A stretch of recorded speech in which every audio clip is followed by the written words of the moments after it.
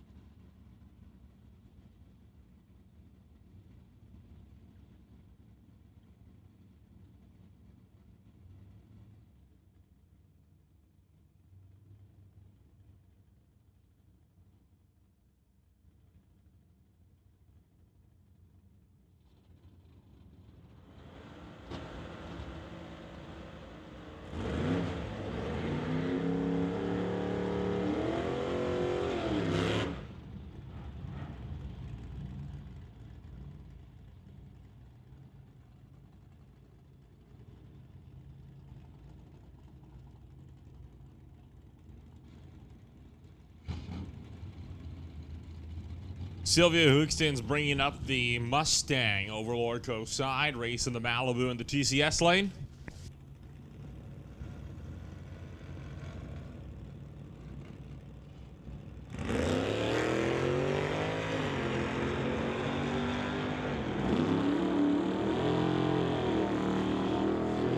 Oh, 69 light to no 70, only 1,000 apart on the tree. Sure enough, the Malibu gets there first. 11.625, 132 miles an hour. Sylvia Hookston's at 12.47 at 107.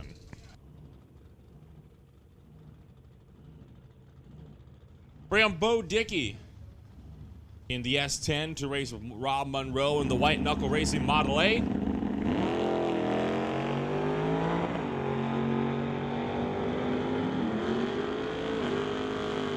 Monroe hightailing up to the quarter mile, 8.917, 149 miles an hour. Bo Dickey, 13.195 at 104.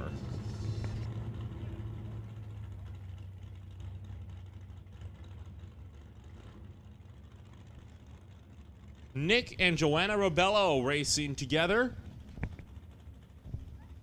Corvette over on the Lordco lane, Malibu over here, TCS side.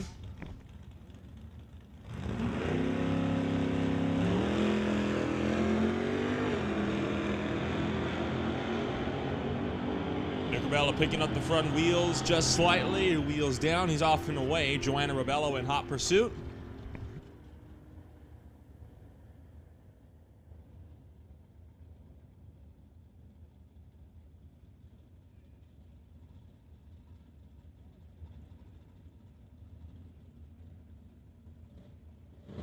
Brown Steve Baskerville and Carson Barlow.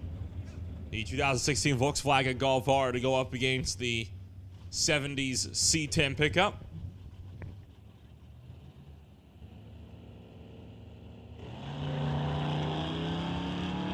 How about that? A 003 to a 006. Both drivers absolutely on top of it.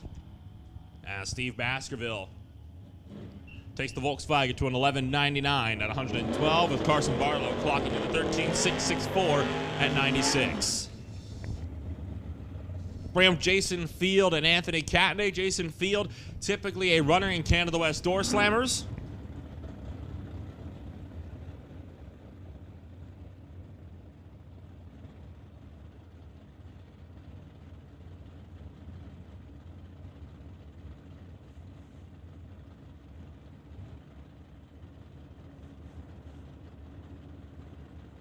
Field purging the nitrous in the car over here, TCS side, as Catnick stages the Shelby GT 500.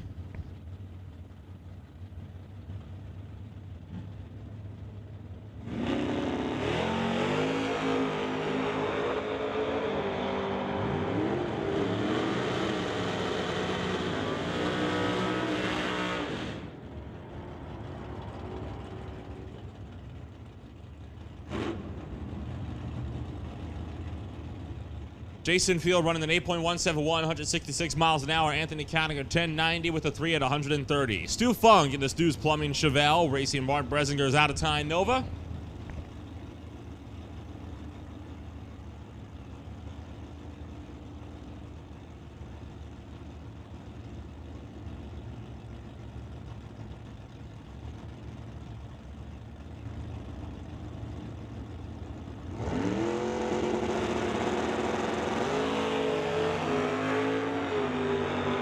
Out of time, Nova carrying the front wheels as Mark Bresinger out in front of Stu Funk will get there first. 9:45 at 140. Stu Funk at 10:647 at 124.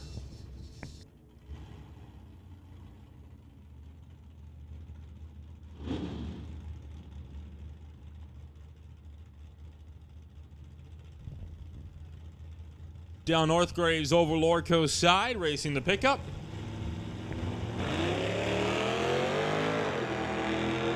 Red light for the pickup truck, but doesn't matter when you're in qualifying.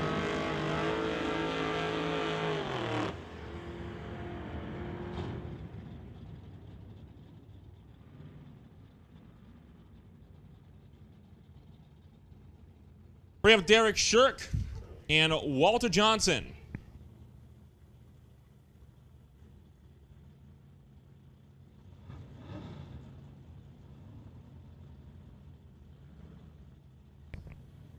Derek Shirk bringing up the Chevy 2.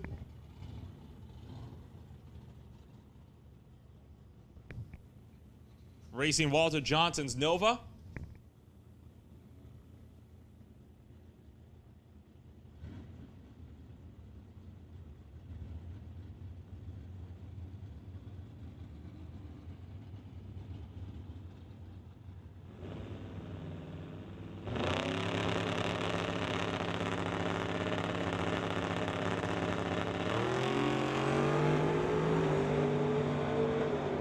Derek Shirk wiggling around a little bit as he left the line, but that's going to be straight and true at the top end.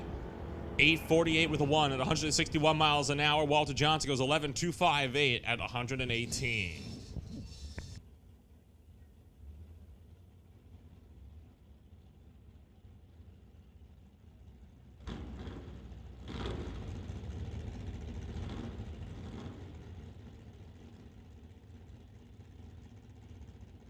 Rob Monroe bringing up his Nova over here, TCS side. Sorry, the Acadian over TCS side. Racing Greg Marshall. 083 to an 039. Monroe gets there first. 10:69 with the 0 to 124. Greg Marshall, 12:358 at 108. Randy Hermson in the Winged Behemoth Oldsmobile to race Veronica Hodgson's Dodge Dart.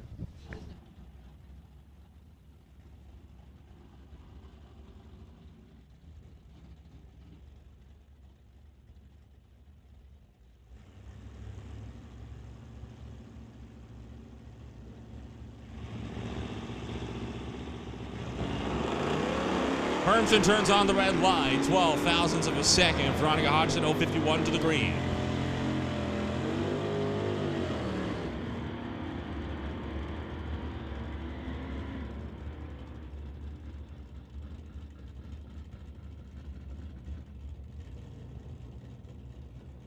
Bringing up for James Dobson in the Camaro TCS side.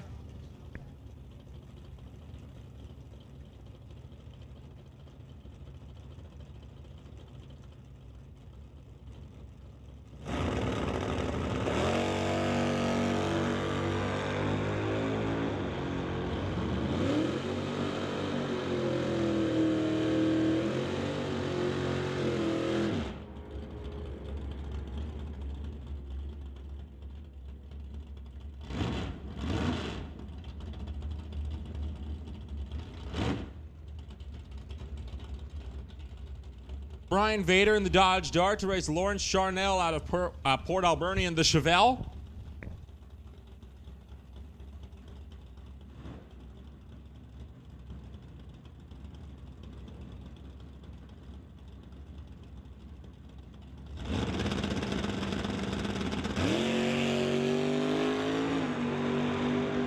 Charnell does not launch good and might have been spinning up the tires just a little bit as Brian Vader takes off to put down to 10.023 at 133 miles an hour.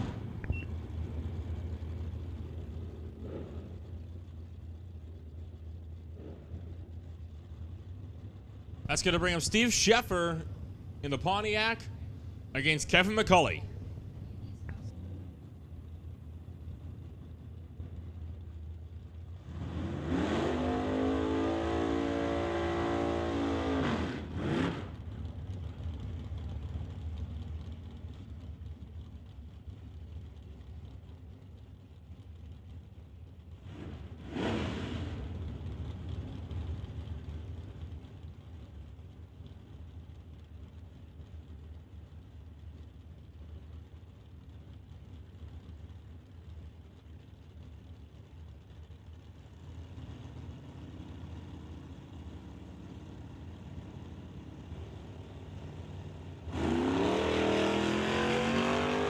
Sheffer goes red, 124 on the tree. Kevin McCauley, 043 to the good. And at the quarter mile, you're going to give it to Kevin McCauley, 11.98 with a 1 at 110 miles an hour. Steve Sheffer, 12.974 on the tree.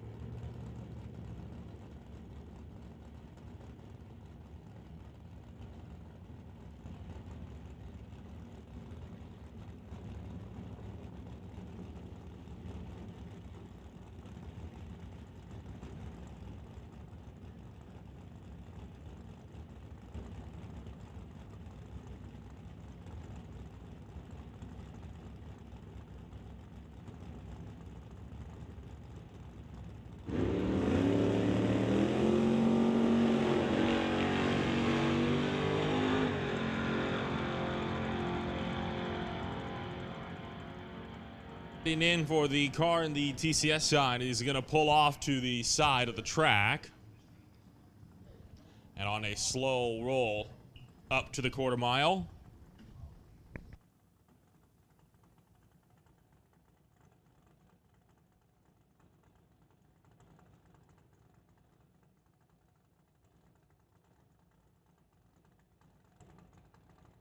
That's going to bring Sidney Jung in Dad's old Malibu.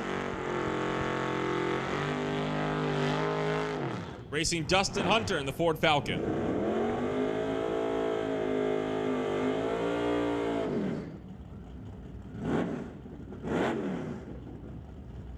Attention in the pits, attention in the pits. Junior dragsters, you are going to be on standby. And in fact, we're going to put all junior classes on standby. So all junior classes, you're on standby.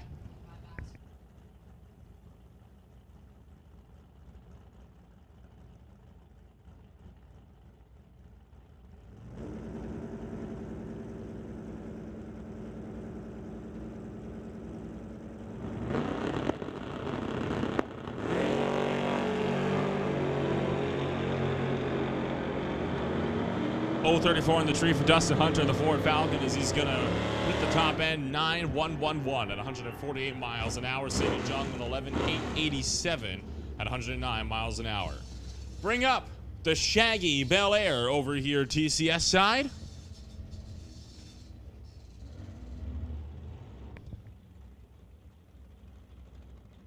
Against the Nova and the Lordco side.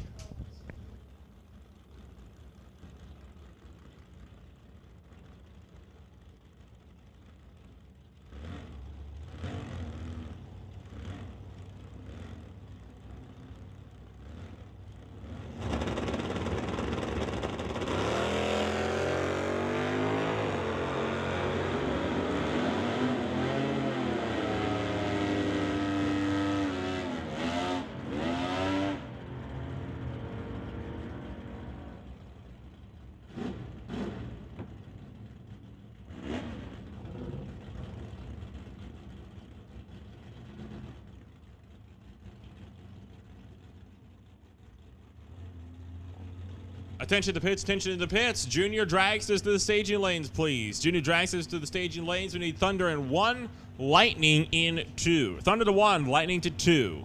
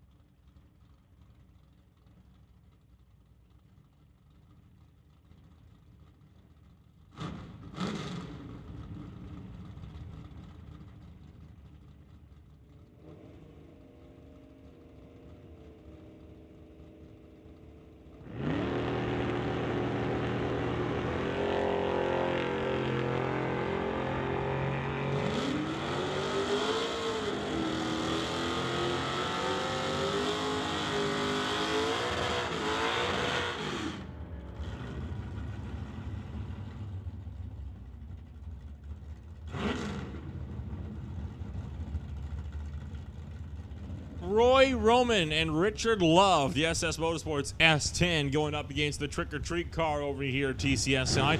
Bit early for Halloween preparations, but hey, I won't complain. Do some extra sweets.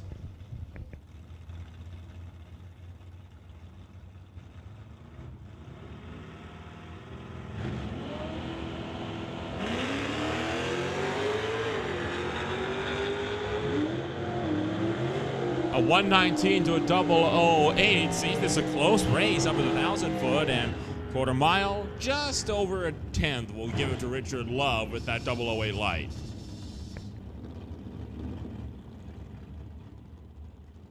Bring up Daryl Stobie and Kai Jessamine.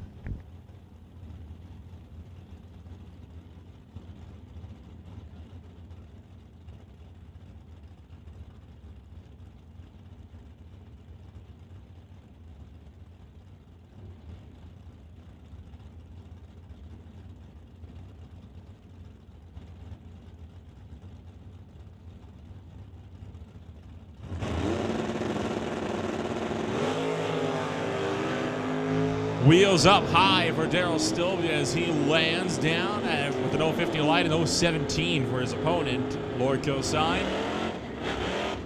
10.426 at 123 miles an hour for Stobie. His opponent goes 10.639 at 121.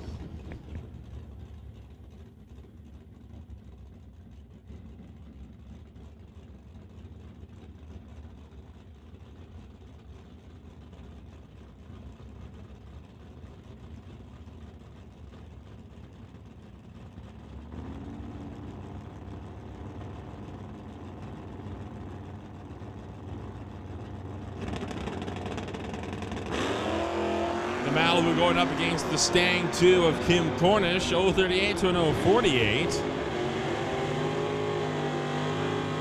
Kim Cornish out in front, stays out in front, 11.198, 118 miles an hour. The Malibu goes 12.026 at 107.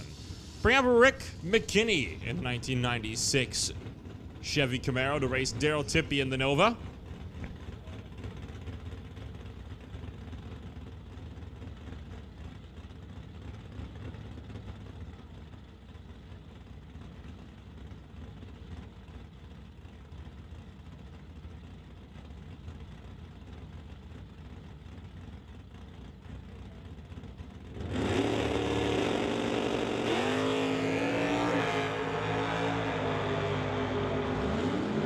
Rick McKinney making good use of that wheelie bar as he hightails towards the top end. 10.388 at 127 miles an hour. Daryl Tippie at 10.576 at 125. Bring up Jim Banky and Chris Stone. Plymouth Barracuda over here in the TCS lane for Rad Torque Systems and Bucky's Mini Excavating Services, going up against Chris Stone in his Stone Cold Racing Dodge Dart.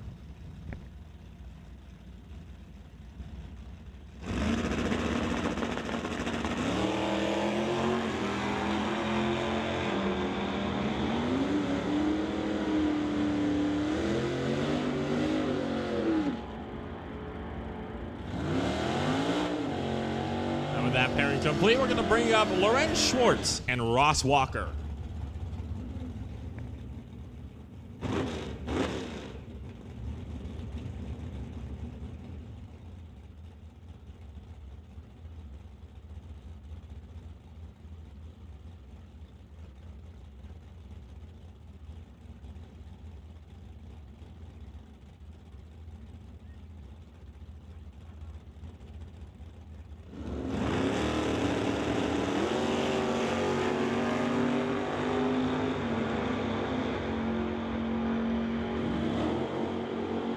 .005 red for Lorenz Schwartz as Ross Walker goes 10.021 at 131 miles an hour, getting there by just 0.06 of a second.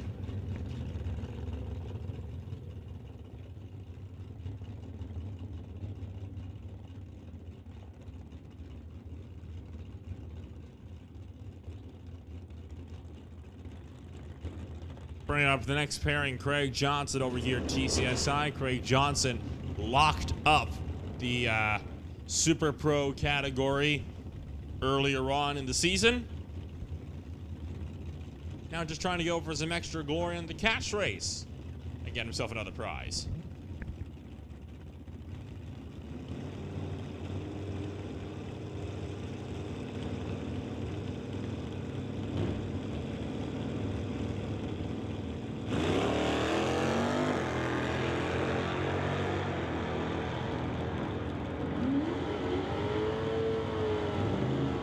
Attention in the pits, attention in the pits. Junior Street, we need you in lanes 5 and 6. Junior Street, come down to lanes 5 and 6.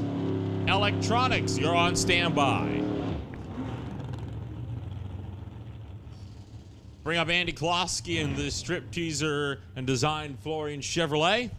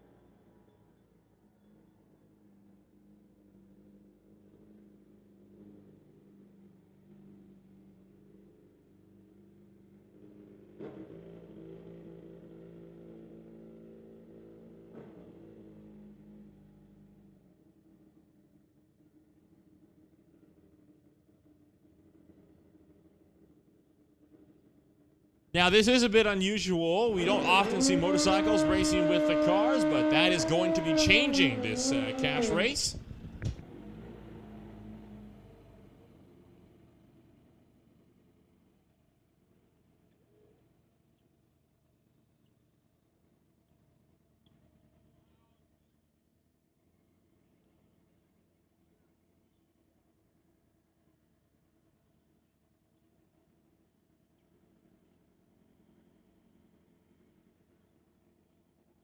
Daryl Storzak taking up the Suzuki.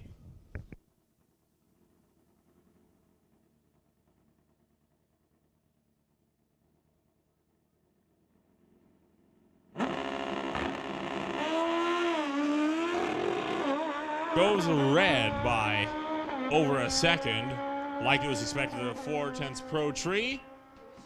And up with the Sportsman, though, 8.850 at 149 miles an hour.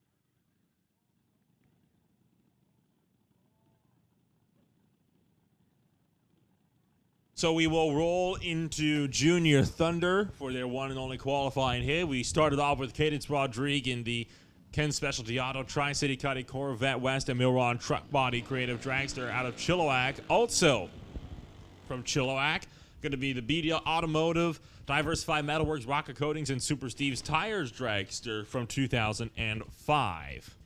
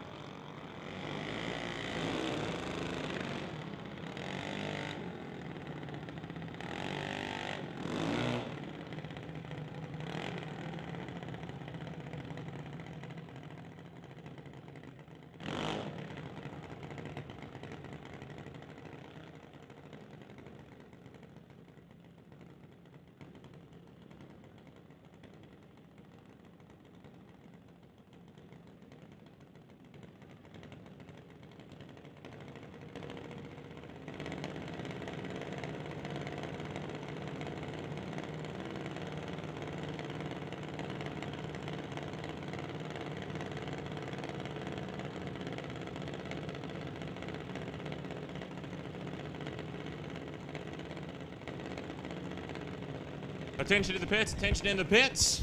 Electronics, we need you in lanes 1 through 4. Electronics, we need you in lanes 1 through 4. Motorcycles and approved license and test hits, we need you down on standby. Motorcycle and license and test, you're on standby.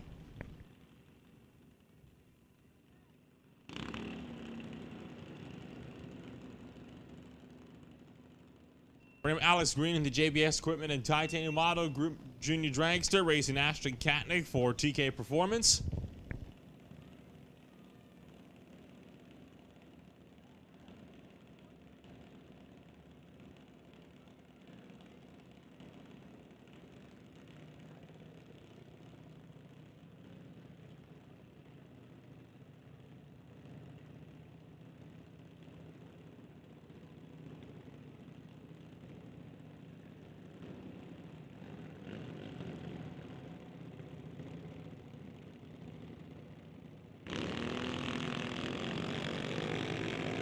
Both drivers putting down green lights, a 108 to a 234.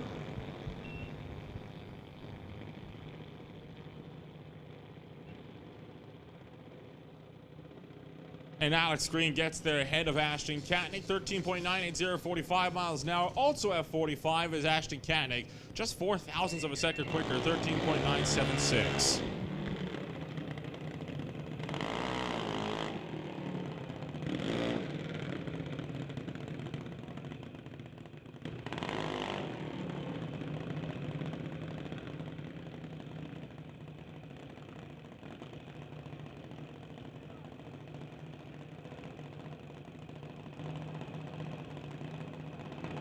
Bring out Carson Brimacombe for the Lordco Auto Parts. Racing Adam Canning, one of the other drivers under the massive TK Performance banner.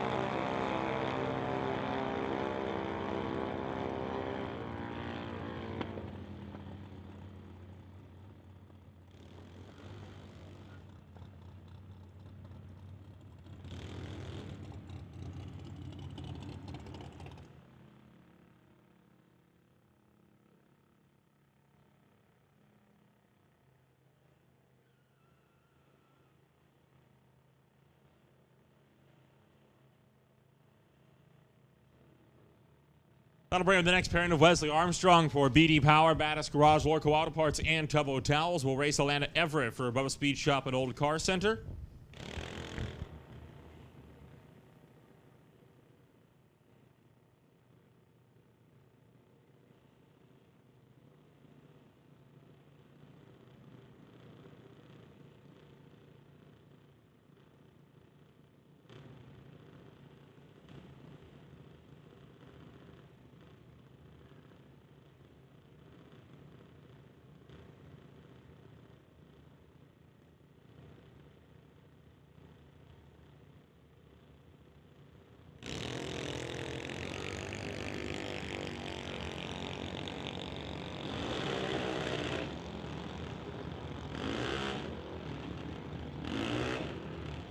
Red light start for Wesley Armstrong. Atlanta Everett just 0.3 to the good. Wesley Armstrong goes 12.643 at 40 miles an hour. Atlanta Everett a 14.247 at 43 miles an hour.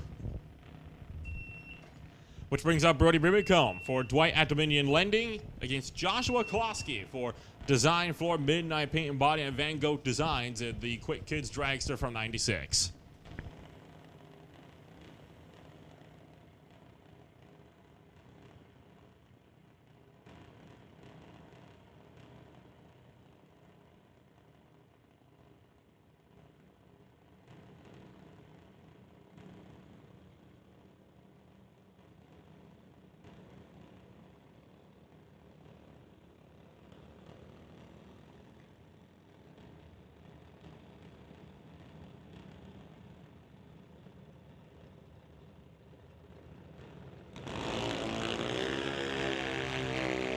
And Klosky turns on the red light by 21 thousandths. Brody Brimacombe 196 in the green. Joshua Klosky goes 8.961, 72 miles an hour. Brody Brimacombe 14.042 at 45 miles an hour. Bring up the next pairing, CL Gagnon. Going to be over here, TCS side for Big Kids Racing and Titanium Auto Group Racing. Aiden Katnick for TK Performance.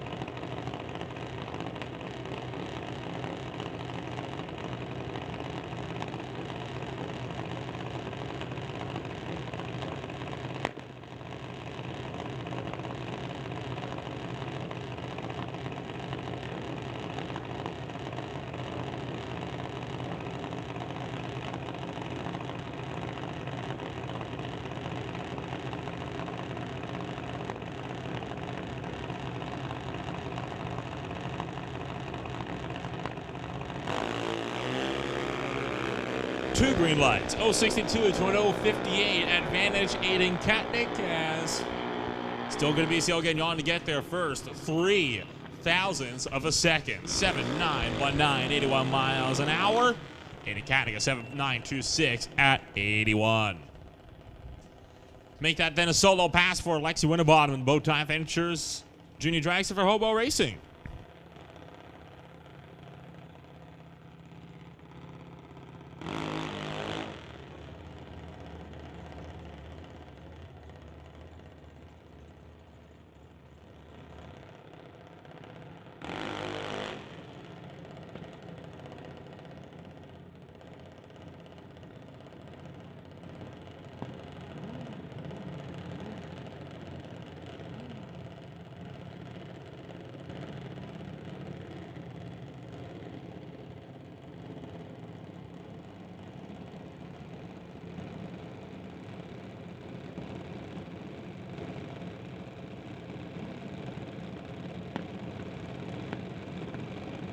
Attention in the pits, attention in the pits. License and test along with motorcycles. We need you to lane 6. Motorcycles and approved license and test hits. Come on down to lane 6.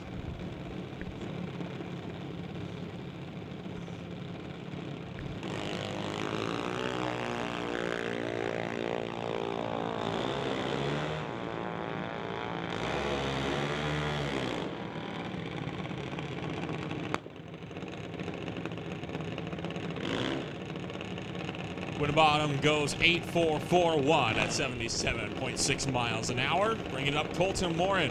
And More Motorsports Mike Boss dragster for JBS Equipment, Total Dairy Solutions, Tires Plus, and Big Kids Racing. Racing Emmett DeBricus out of Shawnigan Lake. And the VND Lift Trucks and Straight Line Race Cars Junior Dragster. Well, how about that? Colton Morin rolling straight into the staging beams. Gonna back him out, but power to him. That's one way to just pre-stage that car.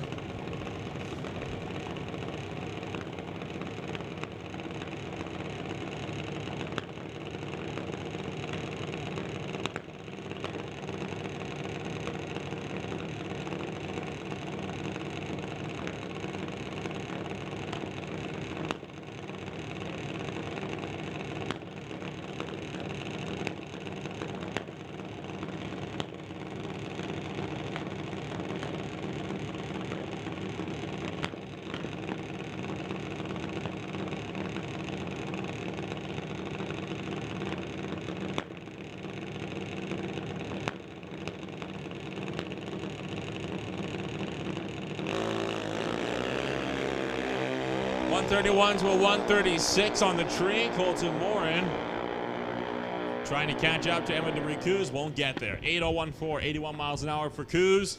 Morin goes 8.25 with the 3 at 79. Looks like then that's going to wrap it on up for Junior Dragsters.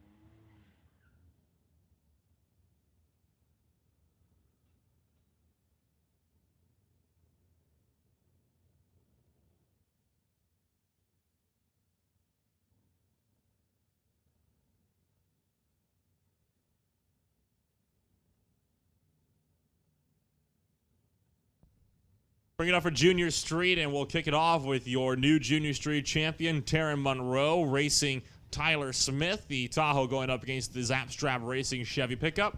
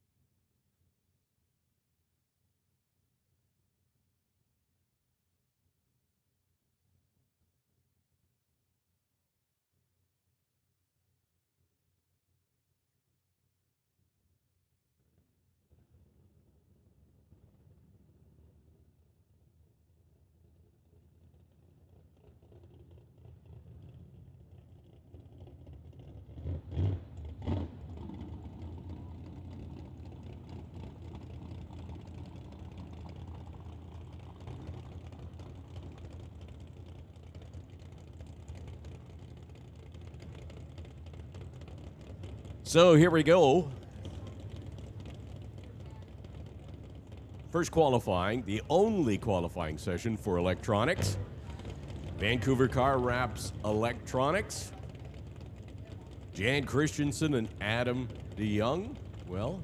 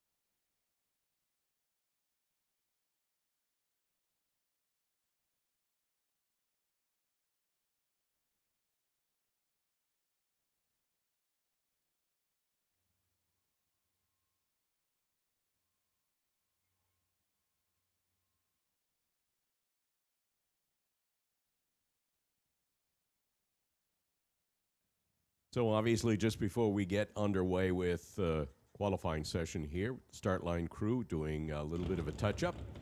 Cars refire. Daryl Tippy in the little Chevy over on the spectator side. Over here, tower side, Jan Christensen driving his 67 Nova. El Gringo, he calls it. Christensen, of course, from Langley.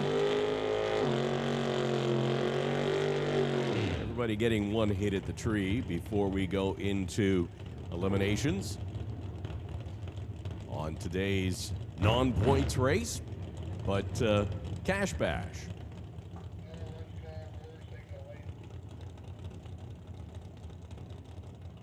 Attention in the pits.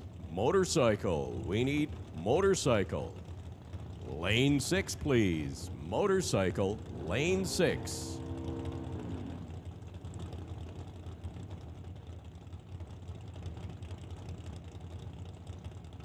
And that means non-electronics. We're putting you on standby. Non-electronics, you are on standby. So everybody getting that word?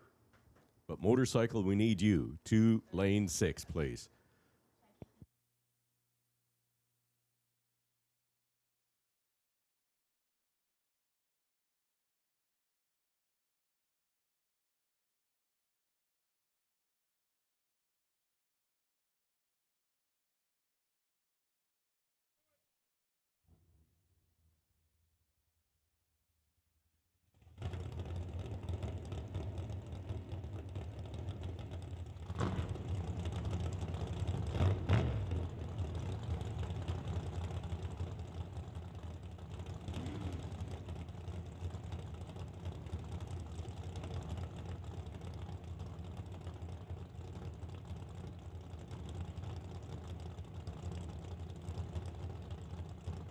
Both sides rolling into these stage beams, and we're getting set as they head down track. Great reaction times out of both drivers. You see it up on the scoreboard. Jan Christensen gets there first, actually, though, with an 8:54, 158 miles an hour. 10:57 in the other lane, 125 miles an hour. Dustin Hunter rolling the Falcon Fast here, tower side.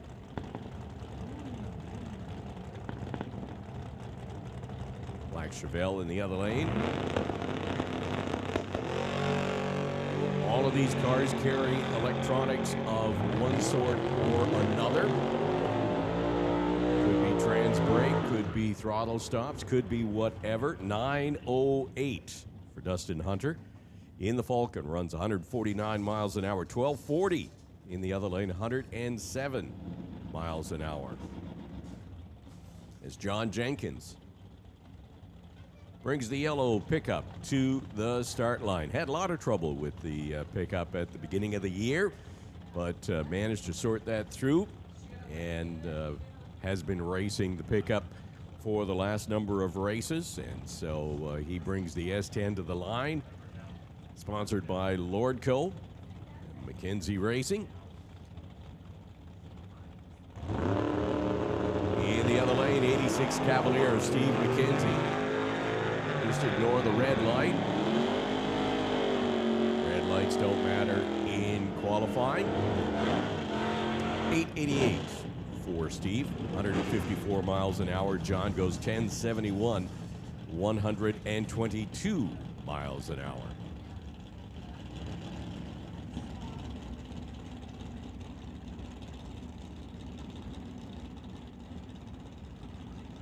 '81 Malibu, Valhalla Racing, that is Curtis Munson.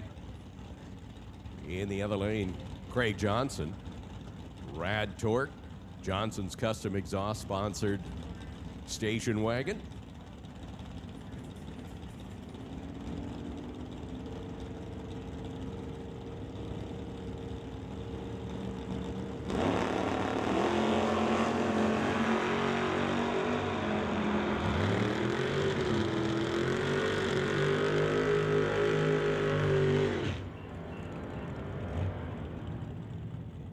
.1076 for Craig Johnson, 120 miles an hour. In the other lane, Curtis Munson, 1029, 129 miles an hour.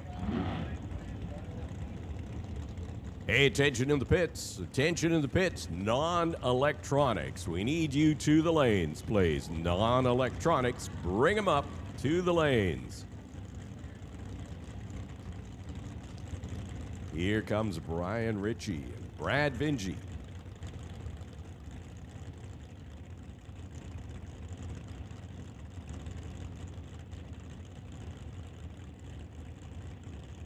So Brad Vinge in the Lordco lane. BC Racing, 68 Chevy Camaro. Up against the 68 Chevelle of Brian Ritchie. Vinge using the throttle stop, pulls the power out, and lays it back in as Brian Ritchie gets there first with a 798, 169 miles an hour. Vinge goes 1040, 149 miles an hour. As Martin Rochelle rolls forward in his 78 Malibu, and in the other lane, the Willies of Terry Langdon Davies. Langdon Davies from Yarrow, where he is a concrete contractor. Has been driving that 41 Willys for a good number of years. It's a sweet-looking ride, no question about that. Martin Rochelle in the Malibu, well, he is a regular runner of a different sort here at Mission Raceway, and 1090 is his number. Class that he likes to run in. Langdon Davies stops the clocks at 986, 134 miles an hour, and Martin Rochelle, 1091 with a 9, 128 miles an hour. And that brings up Warren Jacobson and Zach Liston. Liston driving the 55 Chevy. Otta Wallet Racing, he calls it. 598 cubic inches of Chevy power under the hood of that 55 Chevy. Over here, tower side, little Chevy 2.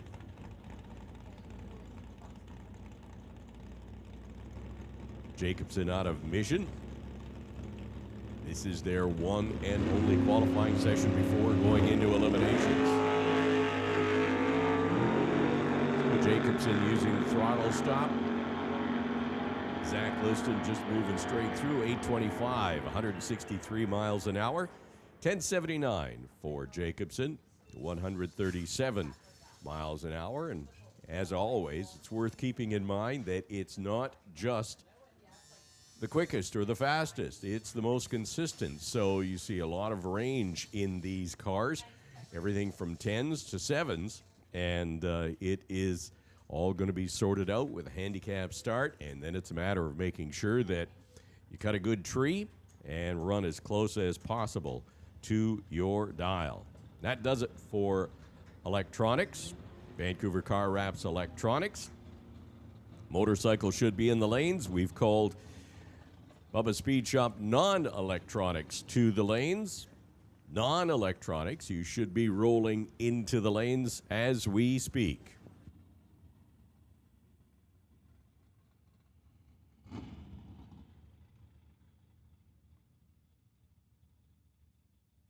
Those of you eagle-eyed observers out there will notice that this will be a test pass for the wagon. I'm just guessing that's why it says test on his back window.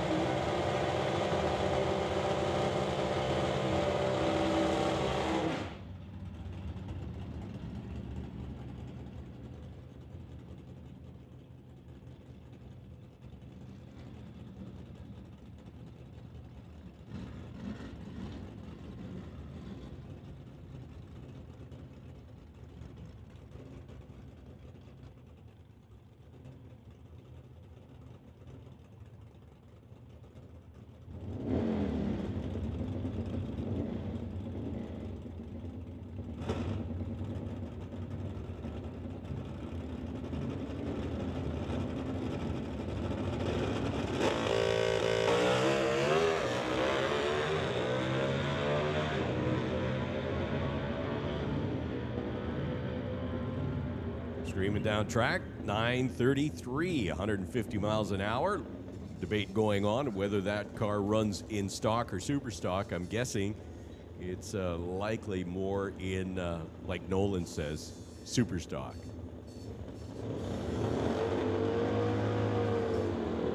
Although for our purposes here today, it's either going to be electronics or non-electronics if he's running in eliminations. I think that was just a test run, though.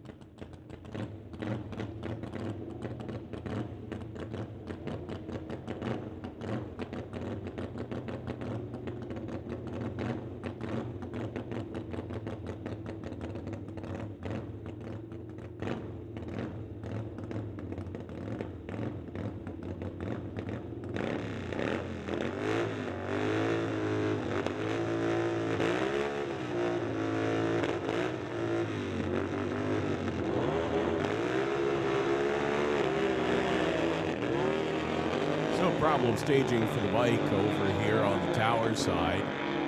Rolling in and out, pulls the red light in any case. Lordco side, 1079, 122 miles an hour. 1306 for the red lighting motorcycle here, tower side, 98 miles an hour.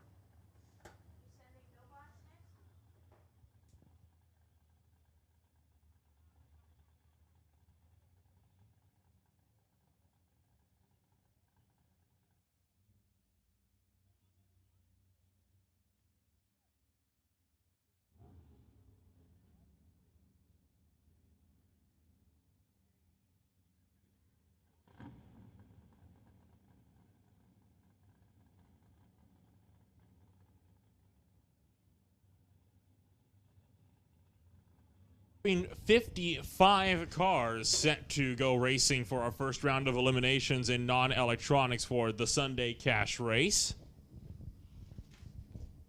You don't often get a field size of that kind of size in any class, but especially on a cash race. I mean, this is going to be a good race and a long one too.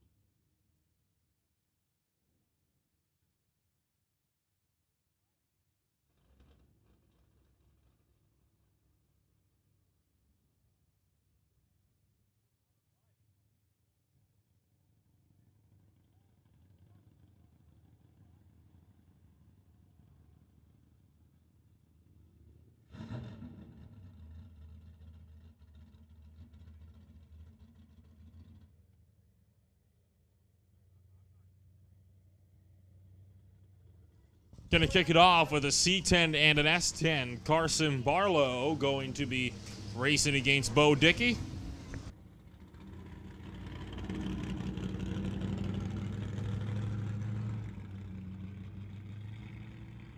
As Nick Ribello takes the return row, looks like Nick Ribello having troubles with his car, will not be eliminating here in on electronics for first round. Carson Barlow dialed into the 1365 of the 1970 C10. Bo Dickey in the 93 S10 dialed in at 1322.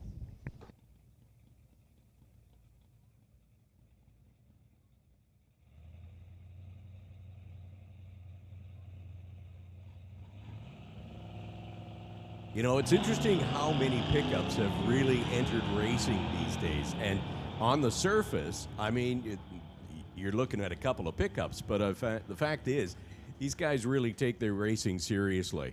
As the win light comes on for Bo Dickey in his S10, runs a 1308, 104 miles an hour. Even at national events, we're starting to see a lot more of the pickups. People like the truck. In fact, we've even seen that in some of our faster classes, even in Canada West Doorslammers, you've had a pickup truck or two. Outlaw 275 a few times this year. There were quite a few pickup trucks that were running in those Young classes. driving the pick up in Doorslammers. Yeah, we've seen a few of them. So Rich Dyes and Stu Funk roll forward now. Stu over on the Lordco side. Rich Dyes here, Towers Silva versus Chevelle. Handicap start will be going to the Black Nova. And Stu Funk is the quicker of the two, dialed in at 10:65. Rich Dyes 11:36. So let's see how they make out on the start line. Well, we have one reaction time that starts with a 0 and one that starts with a 4. And the win light comes on for the reaction time that started with a 0. An 019 light for Rich Dyes gets them 11:41 at the stripe, 107 miles an hour. Stu Funk got obviously distracted. 4:28 reaction time. Something took his attention away from the Christmas tree.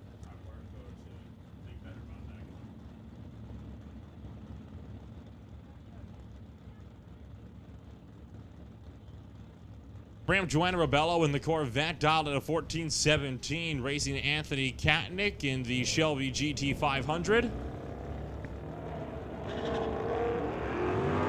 Couple reaction times, both in the greens, both pretty close to each other. Katnick trying to run down Rebello.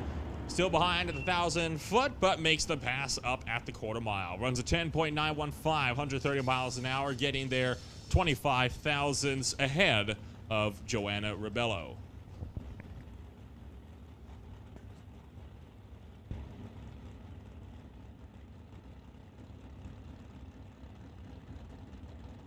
So Glenn Martin and Mark Brenzinger, next pairs. They roll into the stage beams. First round of eliminations, and the handicap went to the Vega, but Mark Brenzinger has problems pretty much at the 60-foot mark, and he is just coasting right now. Wind light comes on for Martin in the Vega, 10.50 at 96 miles an hour. And Brenzinger is just coasting through right now, 20.27. He launched towards the wall.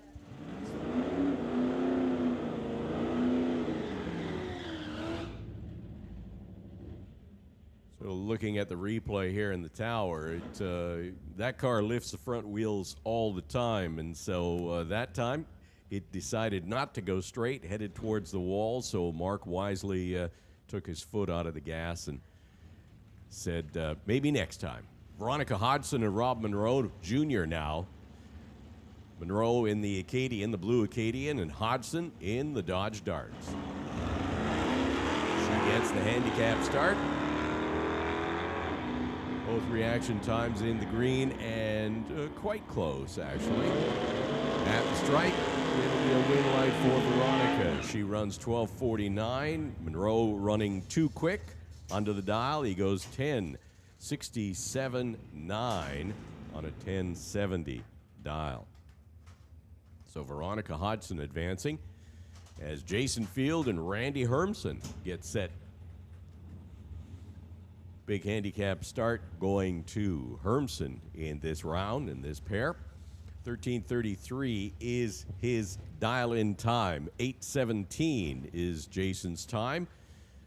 Purging the nitrous, which is why 8:17 is his dial-in time.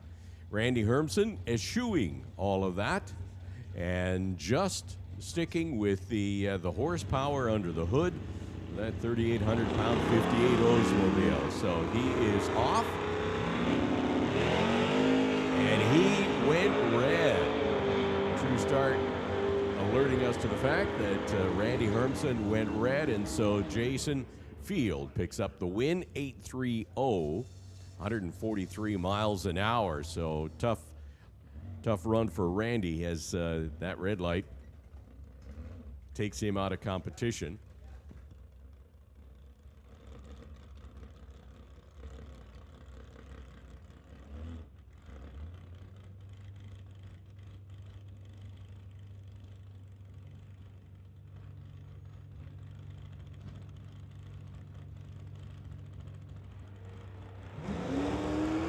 As well as the Johns and Sylvia Hooksons get set to go down track. Want to once again remind that There are buybacks available up in the timing tower for first round losers only. After the first round, we will not be accepting any further buybacks into rounds 3 and beyond.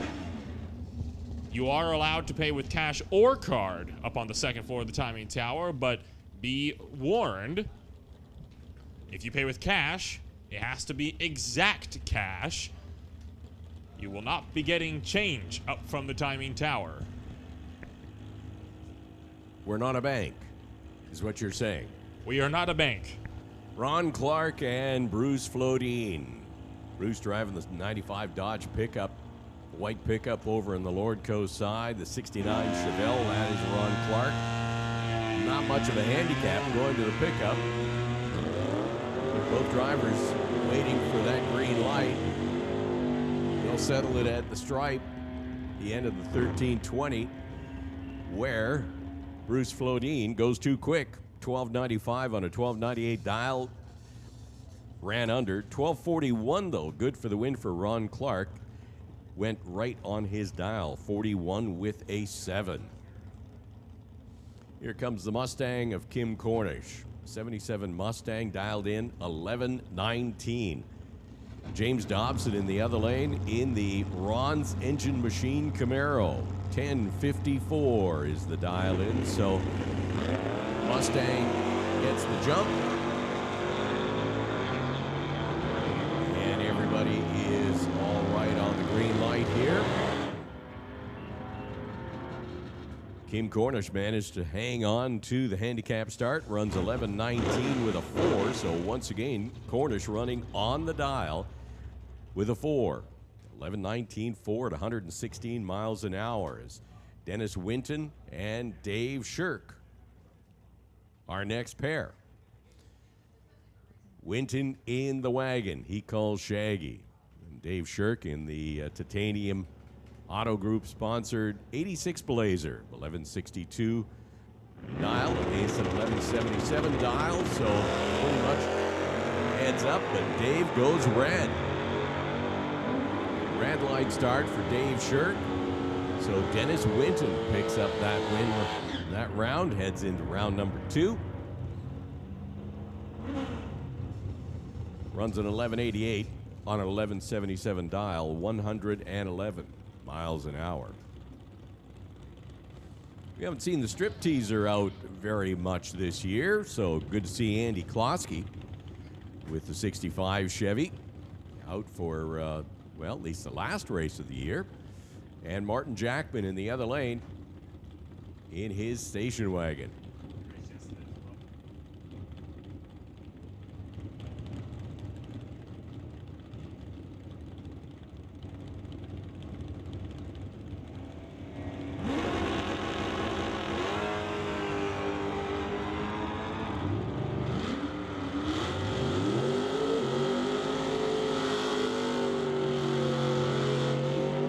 Win light comes on for Andy Klosky. 983 on a 983 dial.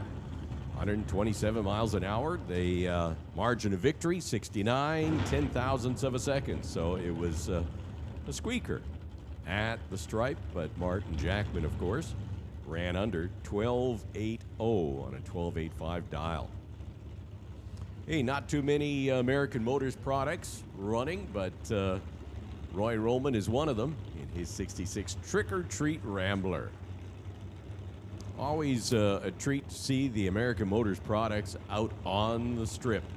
Guys who have managed to keep them running out of sheer love more than anything else. Well, it's a double red light against Andy Antle, and True Start says Andy had the less offending red light. He picks up the win, 873 at 147 miles an hour. So the F100 moving on to the next round. Andy Antle picks up the win, as Larry Rodenizer and Derek Shirk, our next pair to do battle. Derek Shirk in the Titanium Auto Group sponsored 66 Chevy over on the Lordco side of the racetrack. The spectator side, here tower side, that is, of course, Old Yeller, Larry Rodenizer. 946 is the dial for the Ford here Towers side. The Chevy 847. So we'll see Larry leave the start line first.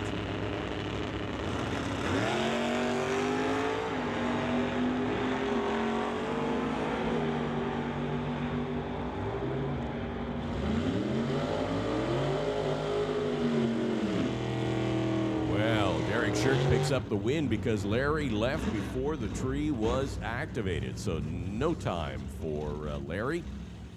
Unfortunate for him, but Derek Shirk runs an 8:46 with a 7 for the win to advance into round number 2 of non-electronics. Good thing you got yourself an opportunity to get back in round 2 if you make a mistake like that with the buybacks up here, second floor of the timing tower. We might be seeing a few of them come back up. Brad Torque sponsored Plymouth Cuda of Jim Benke in pursuit of Ray Bollinger, 63 Pontiac.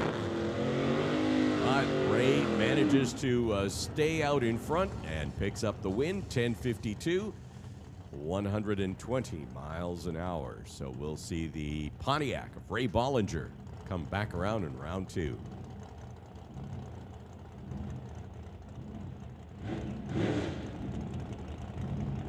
Dustin Hunter now and Ross Walker. 9:08 is the dial for the Falcon here, Tower side. 10:03 for the Chevy 2 over on the spectator side. Ross Walker going red. But, just 1,000th of a second red. So the win light goes to Dustin Hunter at 9:06 with a 6 at 149 miles an hour. Ross Walker kicking himself. But if you don't cut a red light every once in a while, you're not trying. So you just want to space out when you do it. Ross Walker, 001 red. Robin Rowe Sr. and Daryl Stovey.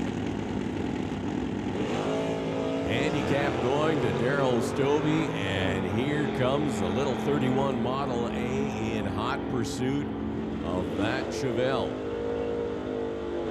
And Daryl goes too quick, goes under the 10:45 dial. Robin Rowe takes the Model A into the next round, runs a 9:03, 140 miles an hour. 9:03 on a 9:01 dial. And that brings up Lorenz Schwartz and Mal Patterson. Patterson in the Malfunction Acadian. 68 Acadian, sponsored by Albion Tireland. Dialed in at 10:17. And Lorenz Schwartz, 10:15. Sponsored by the Titanium Auto Group and Bubba's Speed Shop. So pretty much heads up.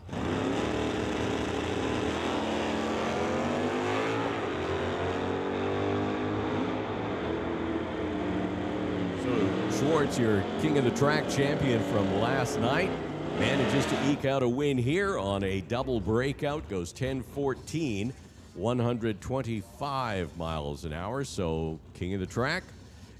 Moving on to the next round, Lorenz Schwartz taking the Monte Carlo into round number 2 of Bubba Speed Shop Non-Electronics. As we continue to work our way through the program, first round of eliminations. David Rastad here, Tower side. Brad Litzenberger in the other lane. 81 Malibu on the Lordco side, dialed in at 11:60.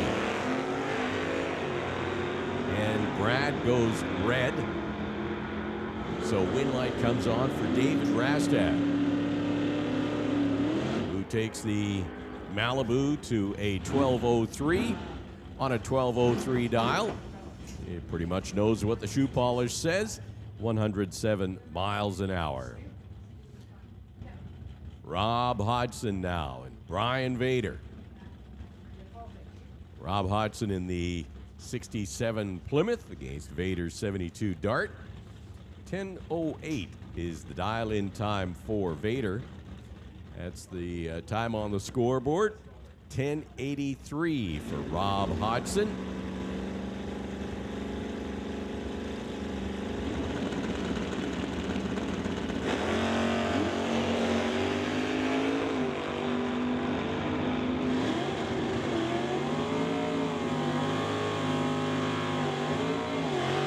Pretty much identical reaction times for both drivers. Win light comes on for Rob Hodgson, though, as Vader goes under the dial. So 1084 on a 1083 dial, good for Rob Hodgson to take the 67 Plymouth into the next round, as Rick McKinney and John Sayer will be the next pair on the start line. Sayer in the purple Dart, 68 Dart dialed in at 1168.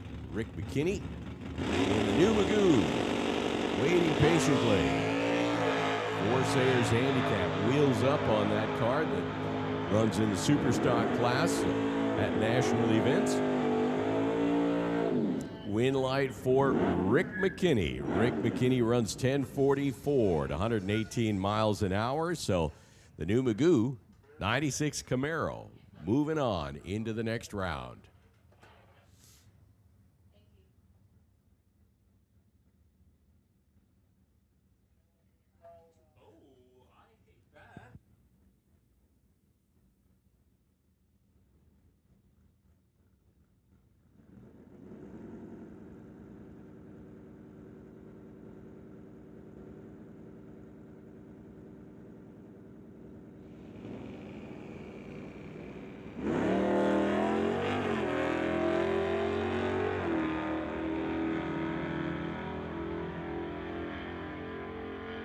So Sidney Jung in hot pursuit of Lawrence Carnell and manages to pick up the win as Lawrence goes too quick.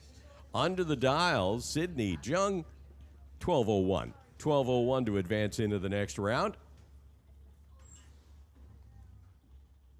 Saw Dave Jung doing the happy dance on the live stream last night. Feeling great about his daughter's performance in that car. Jerry Brabander and Steve Sheffer.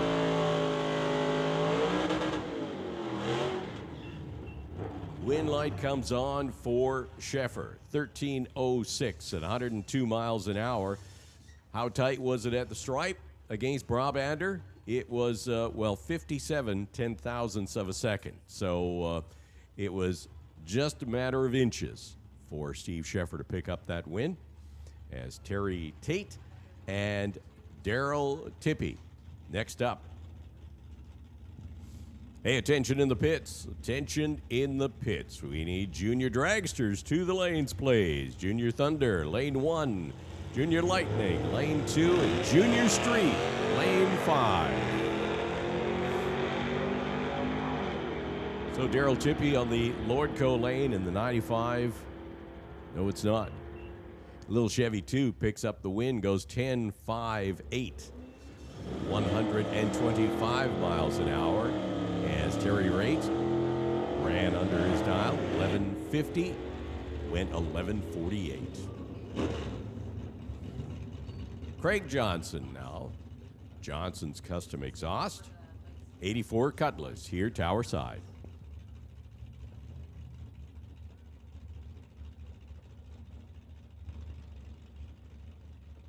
Dodge Dart in the other lane. 1280. Dial in for the Dart. As we continue in Bubba's Speed Shop, non-electronics, no box. Both cars staged. Handicap start going to the Dart. Here comes Craig Johnson. He is chasing his win light because the Dart went red. And so Craig Johnson can see the green light on the scoreboard and know he's won that round. He manages to go 11.60 on an 11.62 dial. Breaking out when you have won the round is A-OK. 113 miles an hour. As Del Northgraves and Jerry Brabander. Next up.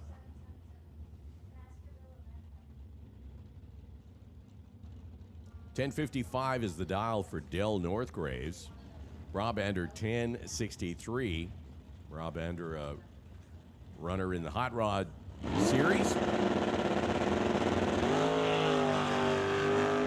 So not much of a handicap start for Jerry Brabander, just about a 10th.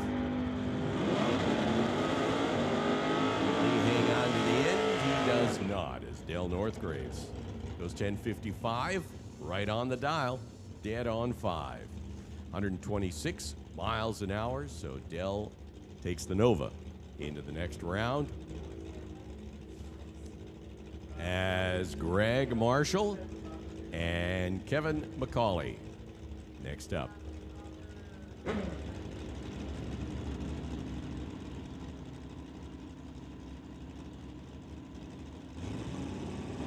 So Greg Marshall, 12:43. Getting the handicap over Kevin McCauley. McCauley in hot pursuit in his 83 Cutlass against the 88 Olds. Both of them break out. The lesser of the two breakouts goes to Greg Marshall for the win. 12:41 on a 12:43 dial, 105 miles an hour. Again, tight at the top end. McCauley got there first. Margin of victory for Marshall, though, on a double breakout was 23 ten-thousandths of a second. So it was, once again, a matter of inches at the stripe. Here's Dave Stobie now. Driving the little injected Corvette. Up against Daryl Storzik. Daryl Storzik in the motorcycle. Dialed in at 8:44.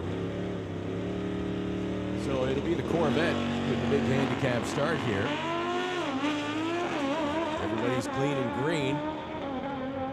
Motorcycle getting close to the wall, but manages to gather it up and does get around Dave Stobie. Goes 8:54 as Dave just kept his foot in it and ran under the 1083 dial. Goes 1080,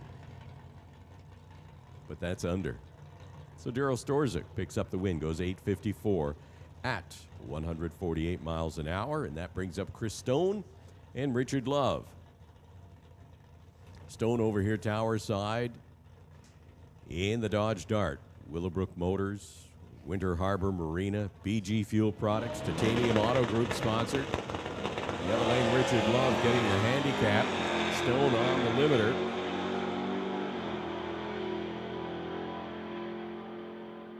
And it'll be a win light for Chris Stone. Goes 982 as Richard Love drove the pickup under his dial, 1099 on an 11 flat dial. So Chris Stone advancing into the next round, 982 with a 3 at 129 miles an hour. And I do believe that does it for first round action in Bubba Speed Shop non-electronics.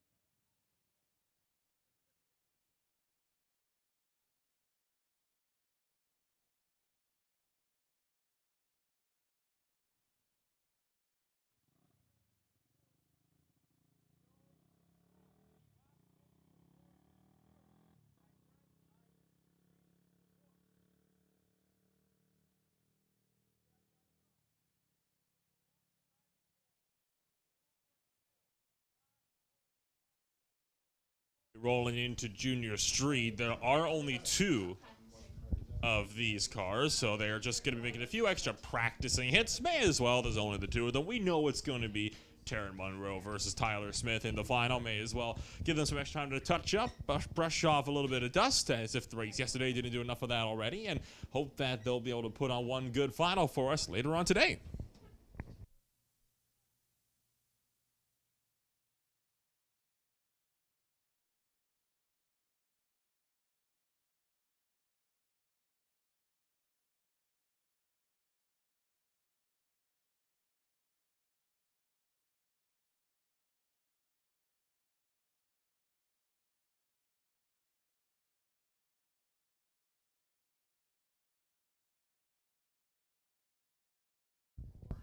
The early 2000s Chevy Tahoe going to be going up against the Zap Strap Racing Chevy pickup.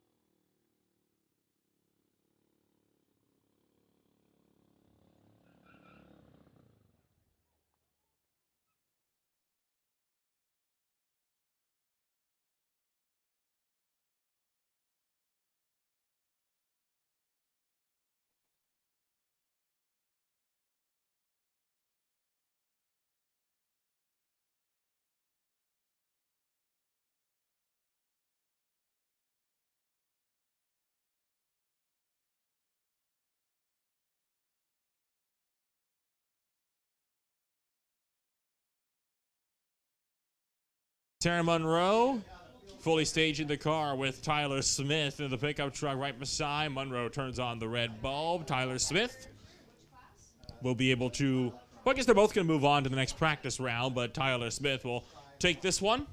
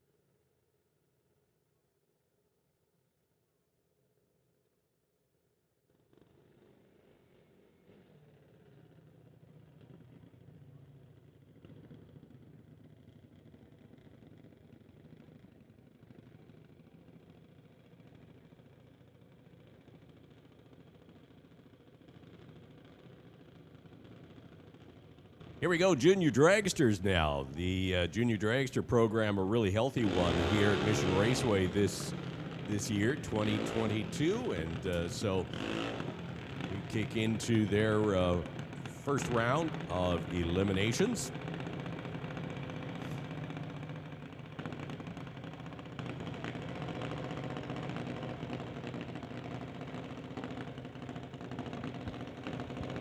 First pair on the start line is Joshua Klosky, Lordco side, out of Quesnel. 96 Quick Kids junior dragster chassis. We haven't seen Joshua out here for a good long time. Dialed in at 890, up against Adam Katnick. Out of Maple Ridge, TK Performance here, Tower side, dialed in at 9 flat.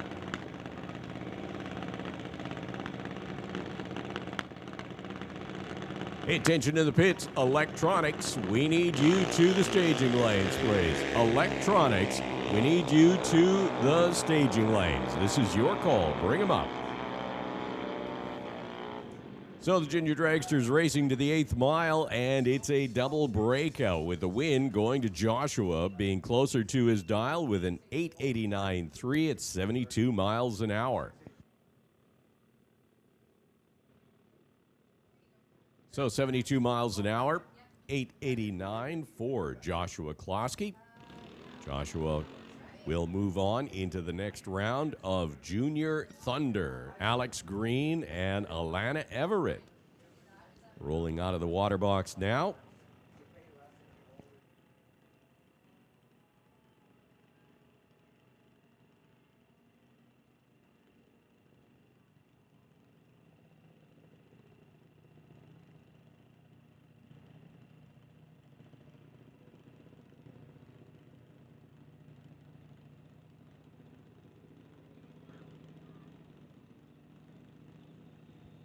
So Alex Green out of Mission, JBS, Titanium Auto Group, and Papa Roach sponsored junior dragster. Alana Everett, sponsored by Bubba Speed Shop and the Old Car Center. Great story with Alana. Young Alana was pestering her parents to go drag racing, and so the parents were paying due diligence and saw that she was seriously interested, did what they could. Managed to buy that purple junior dragster for her, and she has been on a tear. Alex Green over here, he gets the green dragster for the year. Pretty much a heads-up start for both of them, 1398, 1399 dial. At the stripe, it's a win for Alex Green, as he is much closer to the 1398. He runs a 14 flat. 45 miles an hour. Alana, little bit slower, 14:32 at 43 miles an hour. So Alex Green, your winner in that pair. As Carson Brimacombe and Cadence Rodriguez. Next up. Attention in the pits. License and test. License and test. Motorcycle. Lane 2, please. All authorized. License and test. Motorcycles. Lane 6, please. That is lane 6 for license and test motorcycle. All authorized. License and test. Lane 6. Carson Brimacombe and Cadence Rodriguez. Cadence out of Chilliwack, and Carson goes red. Carson out of Courtney turns on the red light, win light for Cadence. Takes the junior dragster to an 1192 at 53 miles an hour. So Cadence advancing into round 2. As Nate Green and Brody Brimacombe will be the next pair.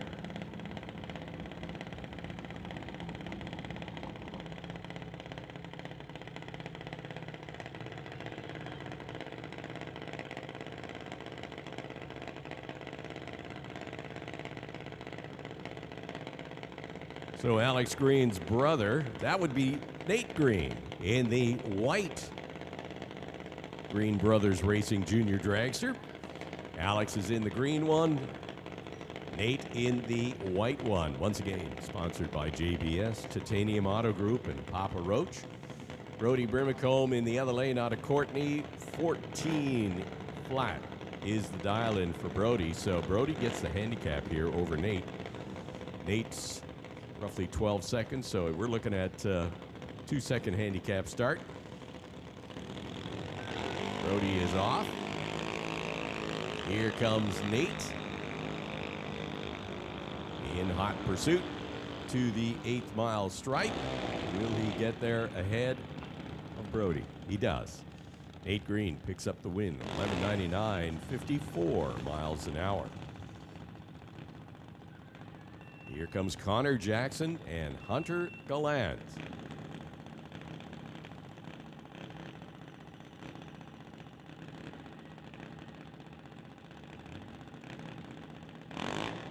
So Connor here on the tower side. Hunter from Chilliwack on the spectator side. Hunter dialed in at 11:99, so the handicap will be going to the dragster on the spectator side. Sponsored by BDL Automotive, Paint by Rodrigue, Diversified Metalworks, Rocket Coatings, and Super Steve's Tires. Connor Jackson, the smoking hot junior dragster here. 9:25 is the dial, so Connor's going to have to wait patiently. Watching Hunter eat up the racetrack all the way down to the 8th mile. Everybody's clean and green. So now it's a matter of who has figured out the dial-in, and that is Connor Jackson. 9:30 on a 9:25 dial, so 9:30 at 58 miles an hour for the win. Connor Jackson from Abbotsford advancing into the next round. As Wesley Armstrong and Ashton Katnick, next pair in this first round of eliminations.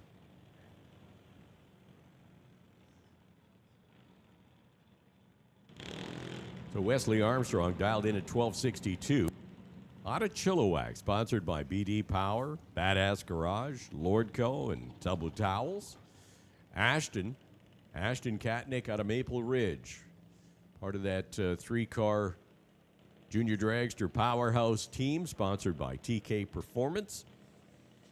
Ashton dialed in at 13:94, and Wesley 12:62. So handicap will be going to the black junior dragster over on the spectator side.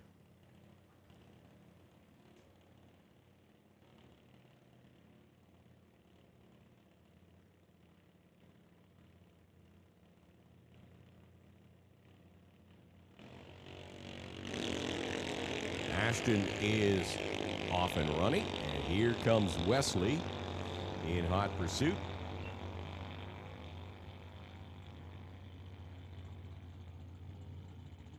Win light for Ashton Katnick, managed to get the handicap start and stay out in front even on a double breakout. 13:93 closer to the 13:94 dial for Ashton, so picks up the win. See that junior dragster from TK Performance move on into the next round. And that is going to do it for Junior Thunder as we roll into the Lightning category now. 5 junior dragsters in the category, so odd number. Number 1 qualifier, that would be Aiden Katnick. We'll be picking up the bye run. We start with Lexi Winterbottom and Emma Debris-Coos.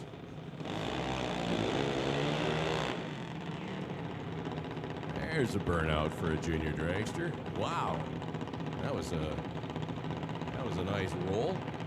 Lexi Winterbottom, Bowtie Ventures out of Langley, Hobo Racing they call it. Now then at 8:38. In the other lane, Emma Debris-Coos out of Shawnigan Lake. Dad races in the Canada West Doorslammer Series. Emma is dialed in at 799, sponsored by Straight Line Race Cars and B&D Lift Trucks. So Emma the quicker of the two, but not by much. Handicap start will be going to Lexi, roughly about 0.4 of a second.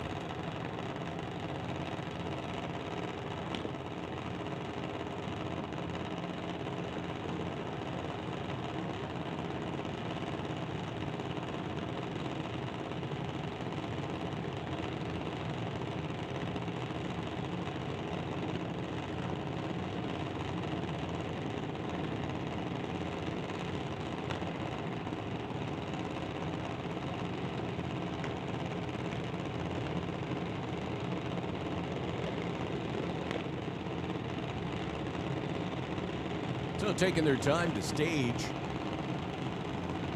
Emma Debris-Coos on the Lordco side against Lexi Winterbottom here, Tower side. They're both pre-staged and moving ever so carefully.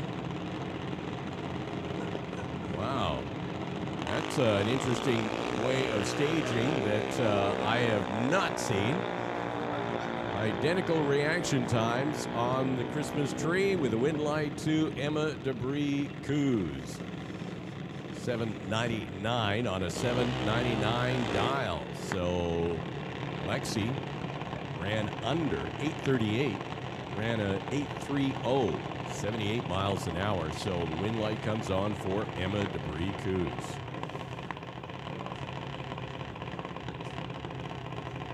CL Gagnon and Lincoln Shirk now. CL out of Qualicum Beach, part of the Big Kids Racing conglomerate. Big Kids Racing and Titanium Auto Group sponsorship.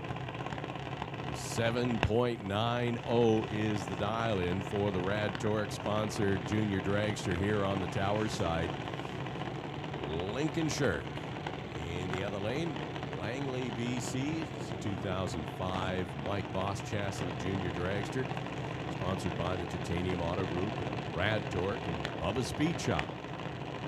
Great to see all these advertisers and sponsors stepping up to support the juniors in their racing endeavors.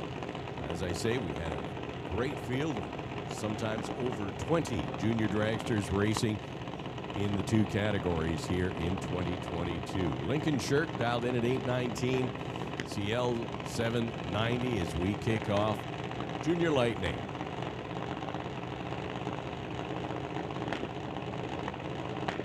Attention in the pits, final call for electronics. We need you in the staging lines. Final call, electronics. This is your final call as we need you in the staging lines.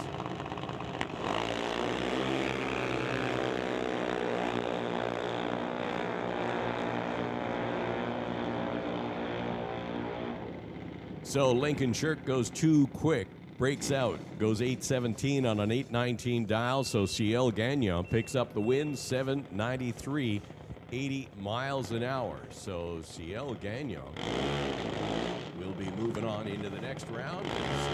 See the parachute out for that junior dragster. Lincoln popping the parachute. It's Aiden Katnick.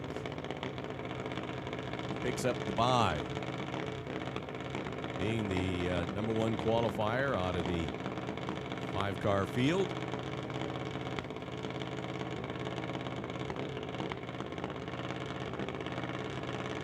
.792, he can run quicker on a bye if he chooses. He's dialed in at 792. Maple Ridge is home.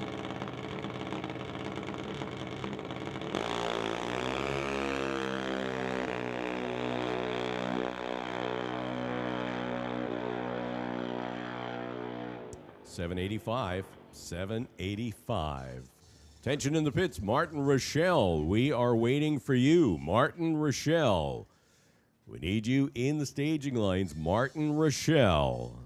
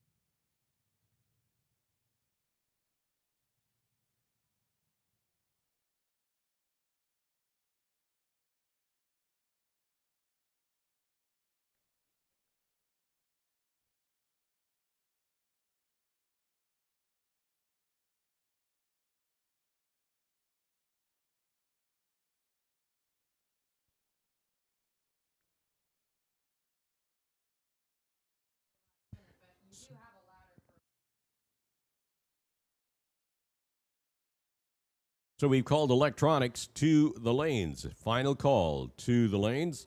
Hopefully, Martin Rochelle, you got that personalized message, and we've got you in the staging lines as well.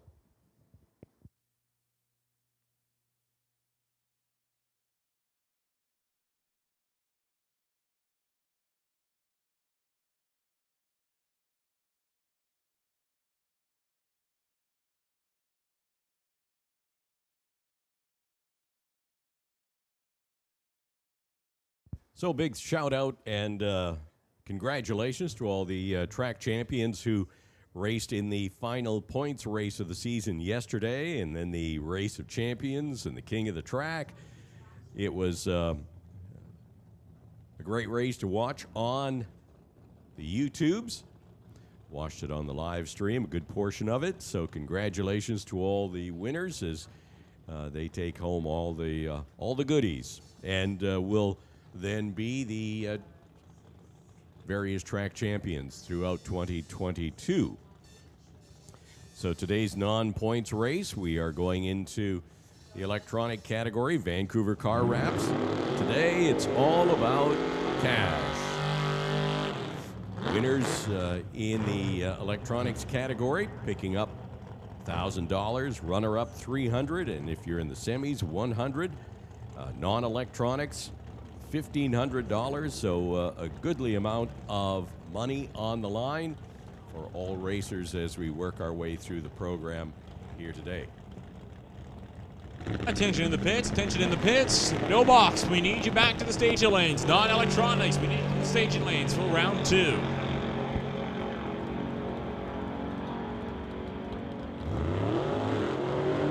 So I'm going to turn it over to Nolan as he will take us through the electronics program.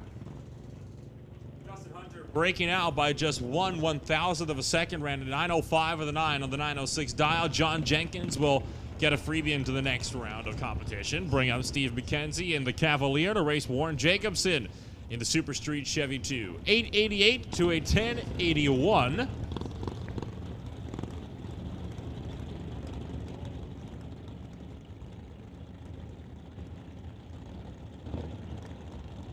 Warren Jacobson will have a near 2-second head start over Steve McKenzie, but I'd imagine throttle stops are going to be engaged on the Chevy 2.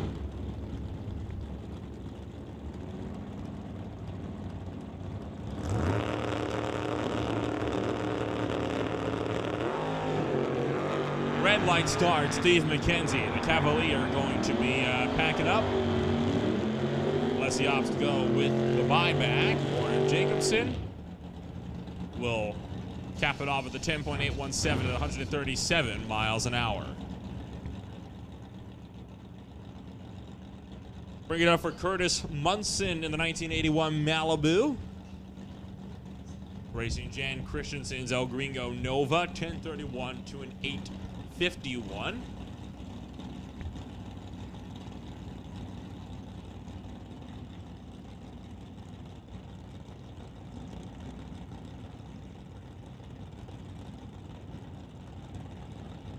Curtis Munson already pre-staged in the Malibu. Christensen bumping in just behind.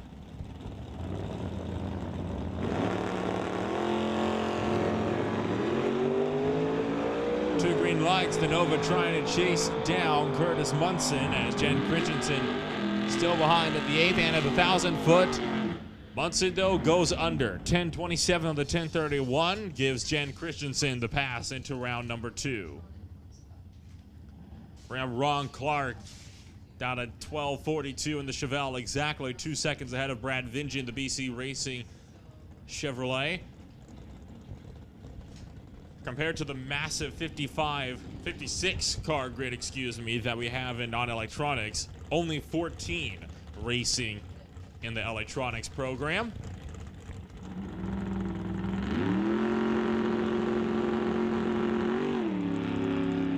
And Clark goes red. Brad Vinge will be moving into the next round of competition. Capping off of 10.436 at 149 miles an hour. It's going to bring Daryl Tippy in his Chevy 2 down at 10:58 to the stands. Along with Terry Langdon Davies and the Langdon Davies Concrete 1941 Willys. TLD, a very frequent runner in Canada West Doorslammers, obviously, though, with their season wrapping up a couple of weeks ago, save for their own Doorslammers Cash Bash race at the West Coast Pro Modified Shootout in about a week or two's time here. Decided to run in Super Pro this weekend. 015 to an 099. And Terry Langdon Davies at the stripe, going to go under the dial-in. Went 986 with a 4 and the 987, just 6th thou under. Dale Thibodeau still got there first. That race all won on the starting tree. Bring on Martin Rochelle, running the Super Street Index in his 1970 Malibu Dada 1090, running against Brian Ritchie in the Ritchie Racing Engines and Greenlight Auto Sales Chevelle. Brian Ritchie made it all the way into the semifinals in Vancouver Car Wraps Super Pro yesterday.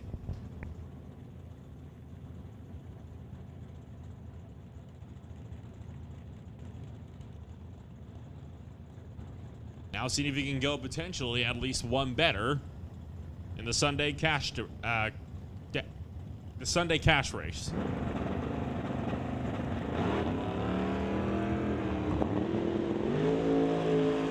Two green lights. Rochelle now has to try to stay out in front of the Doorslammer as Chevelle chases him down. And Brian Ritchie can't make the pass. Martin Rochelle will be moving on into the next round of competition. Bring up Zach the Piston Liston in his Ottawa Racing Chevy. Will go up against Super Pro champion Craig Johnson in the Malibu wagon.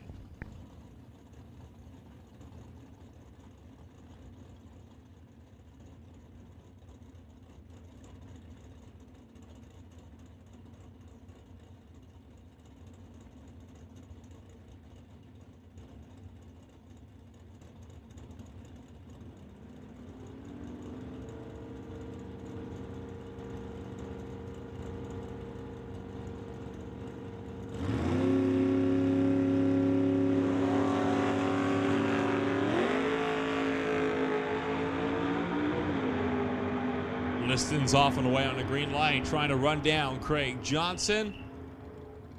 Goes under 8 thousandths of a second, under to be exact, with an 824 with a 2 on the 825 dialing. Craig Johnson moves in to round number 2. Once again, buybacks are in play for non-electronics and electronic classes. You can get those buybacks for first round losers only on the second floor of the timing tower with either exact cash or by card. But after this run of buybacks for electronics, there will be no more throughout the course of the day. It was for first round losers only. Gonna move over into a couple of motorcycle test hits.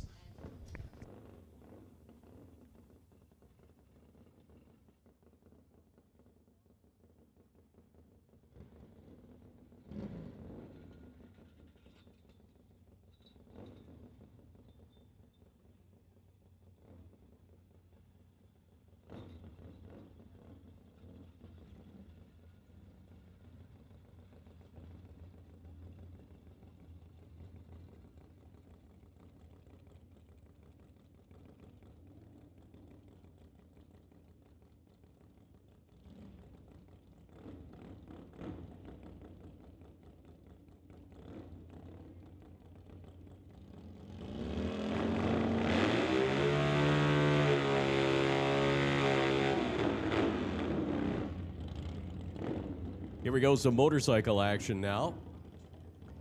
Shane Harder. Looks like a Buell here on the tower side. Really short wheelbase. You watch the motorcycles, and the shorter the wheelbase, much like a car, the trickier it is to get off the start line. Derek Leonard in the other lane on a Harley, 89 Harley.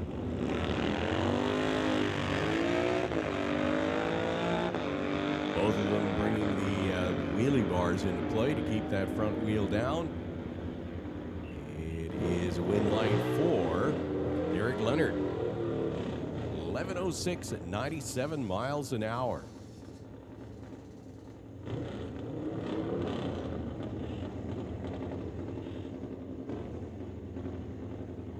Two more motorcycles.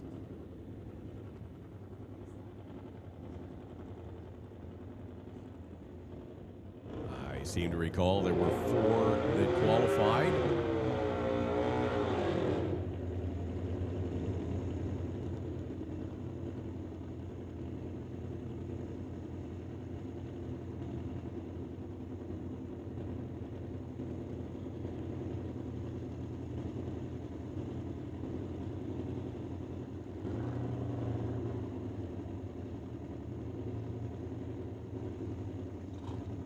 So getting some instruction from the start line, just in terms of where to best stage the motorcycle to take advantage of the grip that's on the start line.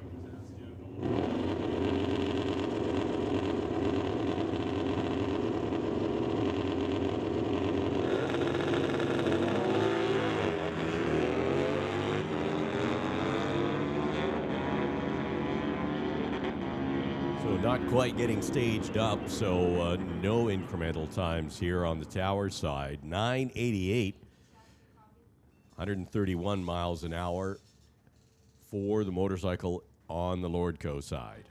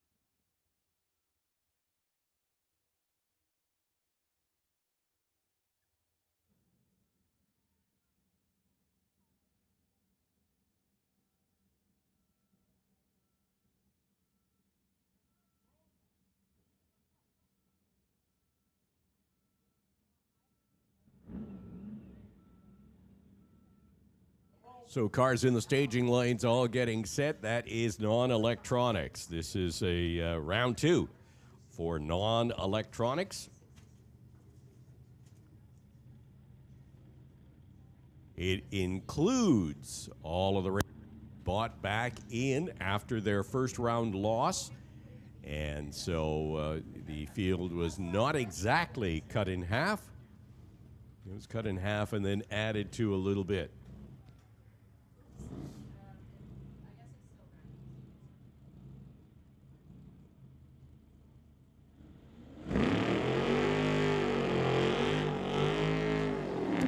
Burnout's complete for Rob Monroe Sr. and Rich Dyes. First pair, round 2, non-electronics. Bubba Speed Shop, non-electronics, all racers. Looking to pick up the winner's cash bash prize, $15. Runner-up picks up $600. Semis, $200. So Lots of money on the line for today's Cash Bash with all these racers. As we kick off round 2 of non-electronic, Rich Dyes getting the handicap start over Rob Monroe. Is the Model A going to get around Rob at the top end? Does not. They double break out. Rich Dyes pick up the win.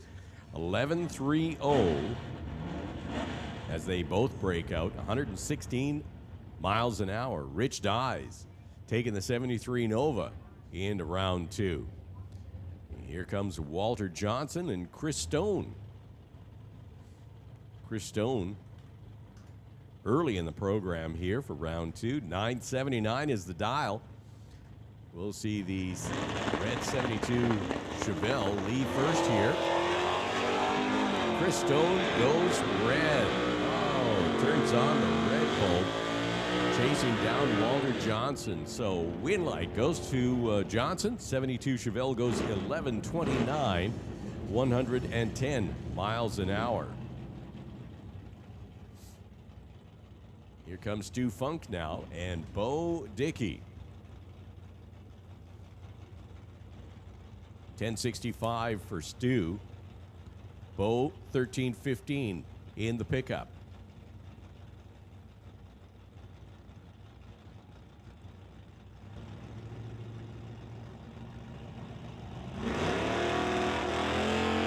Red light start for Stu Funk.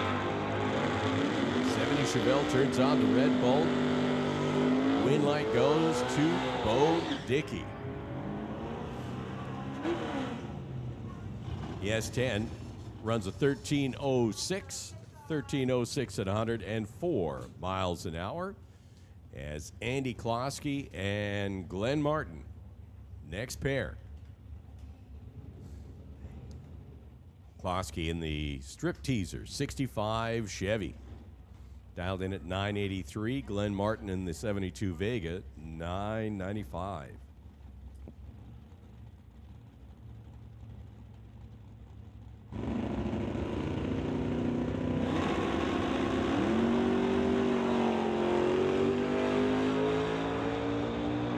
Not much of a handicap start at all for Glenn Martin.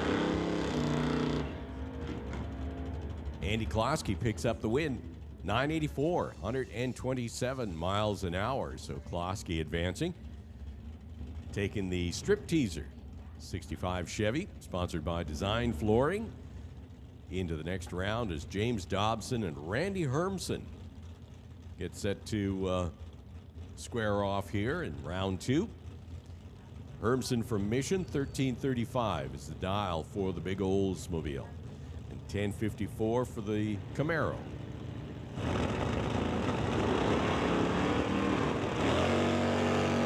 So everybody leaves with the Christmas tree green. James Dobson is going to be trying to get around Randy Hermson, but breaks out in the process, goes 1050 on a 1054 dial. So Randy Hermson manages to stick closer to his shoe polish on the window. 1335, runs a 1336. And here comes Kim Cornish and Richard Love. So Cornish driving the little 77 Mustang. 1119 is the dial against Richard Love's 11 flat in the S10.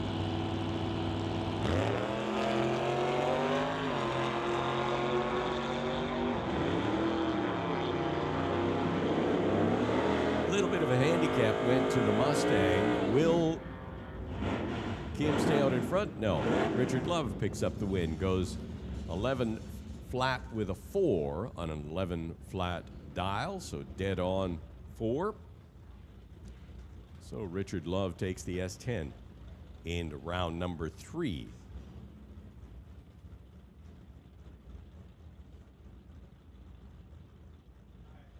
We started with 56 cars, and we're working our way down. Sidney Jung is in the 81 Malibu, here tower side, up against Dennis Winton. So again, it's one of these where there's not much of a handicap start, about 0.2 of a second. Mikey in any race. Trying to get that better reaction time is going to help you at the top end. Win light for Sydney Jung, 11:93 at 109 miles an hour. Her reaction time, well, it wasn't spectacular, but it wasn't that much different than Dennis's. So both of them starting with a 1. 11:93, good for Sydney to advance into round number 3. Ross Walker and Rob Hodgson now. Hodgson, a runner in the Hot Rod Series. Here he's in non-electronics.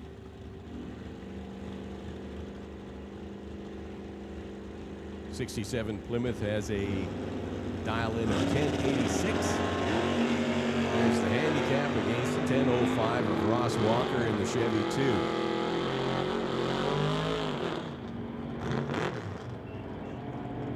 Wind light comes on for Ross Walker as they both break out. 10:04 with a 3 is good for the win for Ross Walker. 131 miles an hour. Tight at the finish line.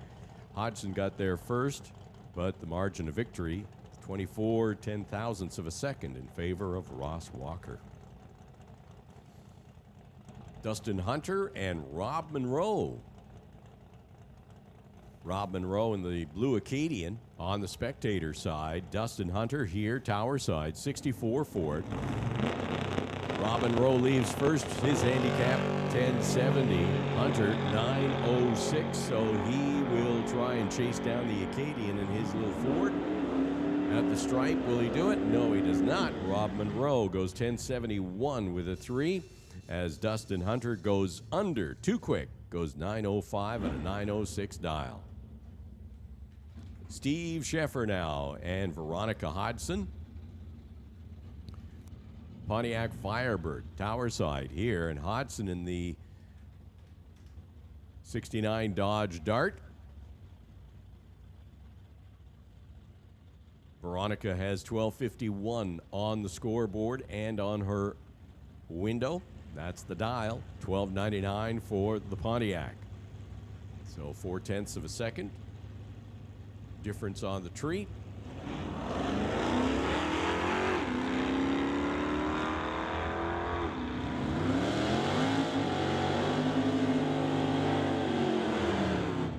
Working their way down to the quarter mile with a wind light for Veronica Hodgson, 1251 at 94 miles an hour.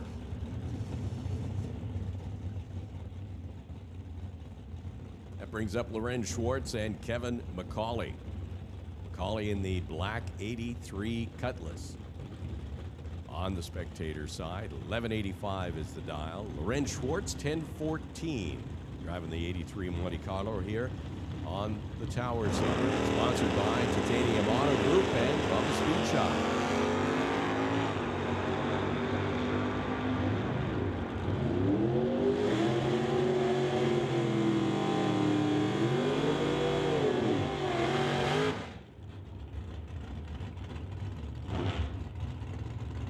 Hey, attention in the pits. We need junior dragsters back to the staging lanes. Junior dragsters, Thunder in 1, Lightning in 2, and Junior Street in 5.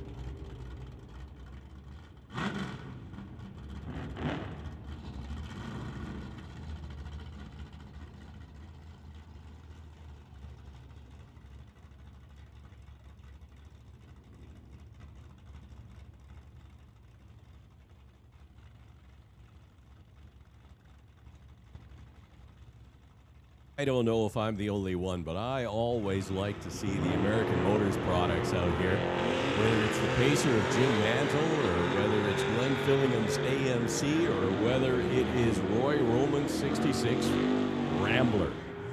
Trick or Treat Rambler. Hey, picks up the win, goes 11-11, 108 miles an hour to go into the next round. We'll see that AMC product. Moving on.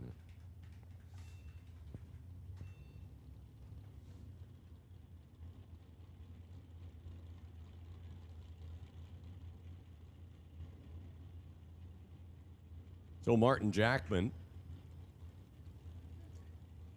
over here, tower side in the station wagon. Dave Stobie over on the Lordco lane. Dave driving that old school injected Corvette.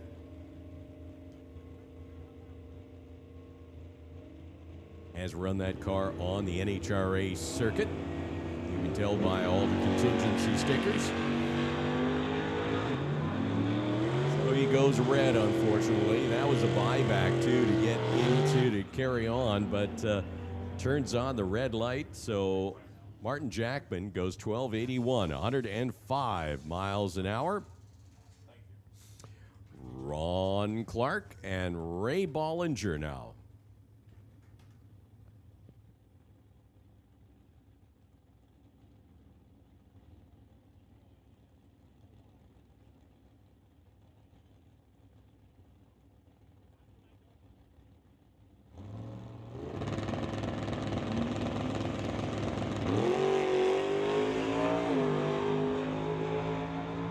Bollinger picks up the win because Ron Clark turns on the red light.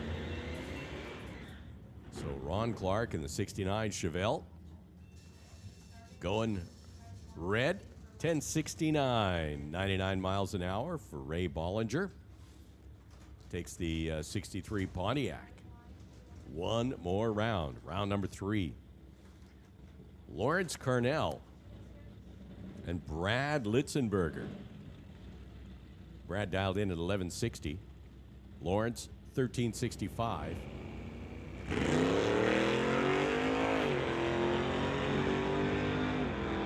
So everybody's all clean and green.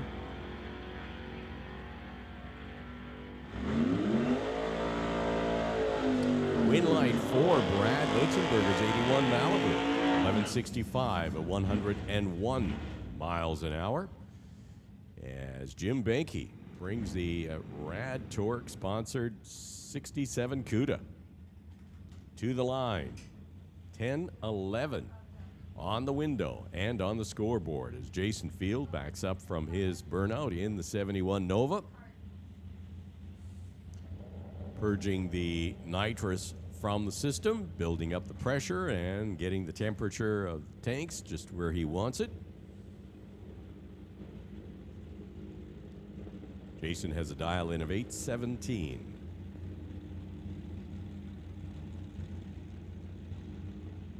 Benke's dialed in at 1011. So there you see the handicap start as Jason goes red, turns on the red bulb as he tries to make up every fraction of a second. But it was to no avail as Jim Benke gets there with a 10:08, 131 miles an hour. Jason turning on the red bulb right at the head. Here comes Derek Shirk now and Daryl Storzik. Door car versus motorcycle. It is not that strange given that everybody works on a handicap start.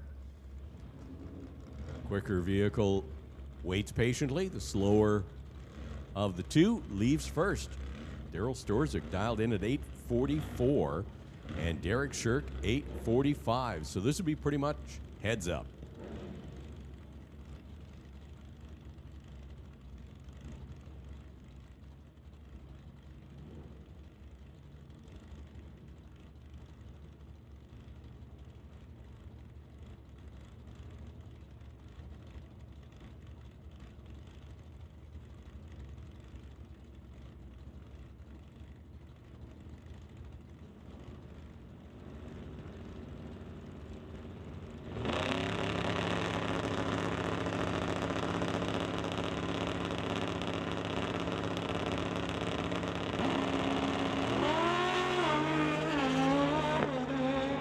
So they leave together off the start line.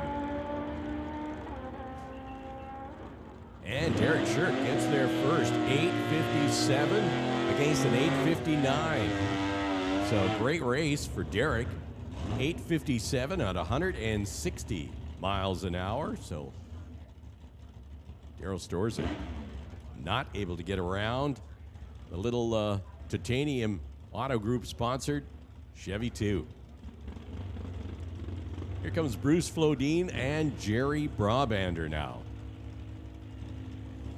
1066 is the dial in for the little Chevy 2. Bruce Flodine in the Dodge pickup. 1295, he leaves the start first. A little high winding 6-cylinder in the pickup. Problems for Brabander, not able to hold it on the line.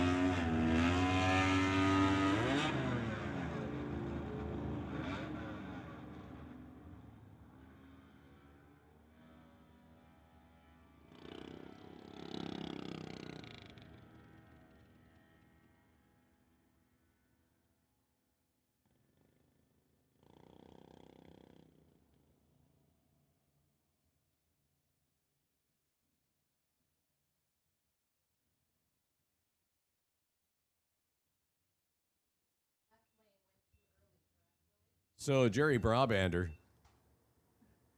leaving the line too early, not able to hold the car on the line, so no incremental times whatsoever. Bruce Flodine picks up the win, but even he coasted through 21:34. So we have the start crew just go and check out the racetrack just to make sure that neither vehicle left anything on the racing surface.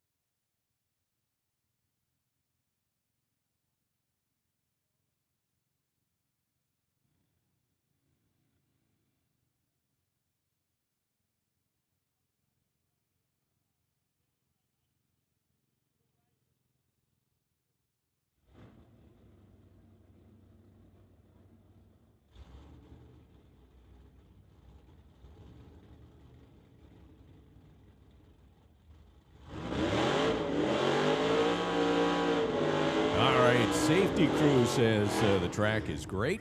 We're set to go with the next pair. Terry Raitt, Mal Patterson. Patterson in the malfunction 68 Acadian. Dialed in at 10:15 is Patterson against Terry Raitt in the pickup here, the GMC Gulf Excavating Limited. 11:50. So the pickup, as you might surmise, leaves first. Wow, big wheel stand for Mal Patterson, and that caused problems for him. He shut it off right away as it came down really hard. So did the right thing, pulled over as quickly as safely possible. out of the groove just in case there was any leakage underneath the car. We would ask all racers to keep that in mind. If you leave the line and you sense something is wrong, please pull over out of the groove as soon as it is safe to do so. So we just go send a crew out to see if some assistance is needed. Mal Patterson there.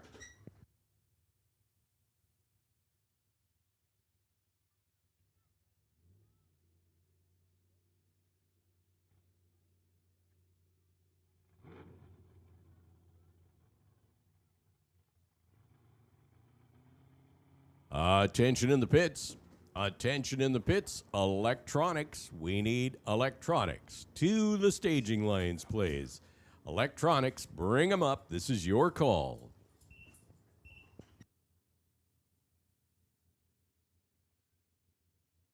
So Patterson able to get the Acadian fired up under its own power, and he has driven off the top end. So we should be good to go. We'll just check, made sure that there was nothing else on the racing surface, and looks like we are clean. That's going to bring up Steve Baskerville and Dell Northgraves.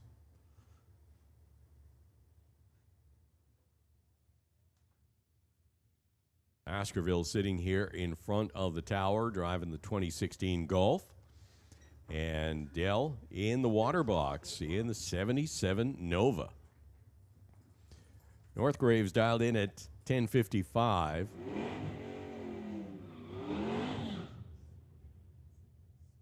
Steve Baskerville, 12:20.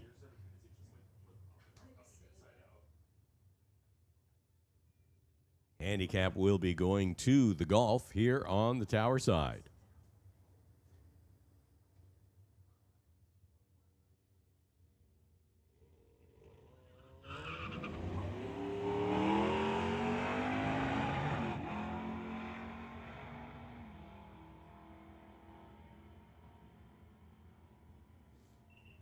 Win light comes on for Steve Baskerville.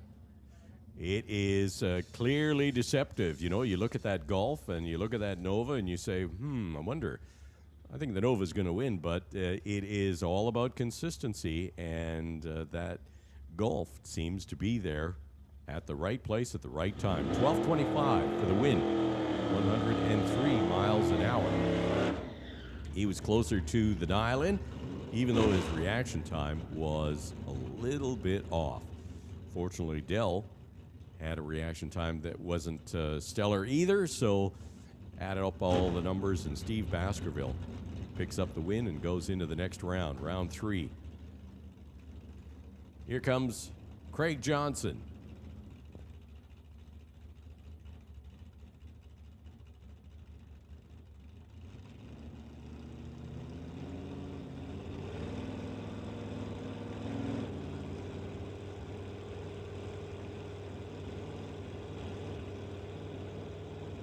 Anthony Katnick in the other lane in the Shelby Mustang.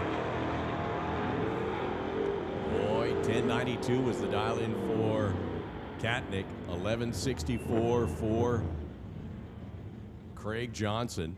Mustang ran too quick trying to get around Craig Johnson. So Craig Johnson takes the 84 Cutlass, runs 11:68 at 105 miles an hour into round number 3.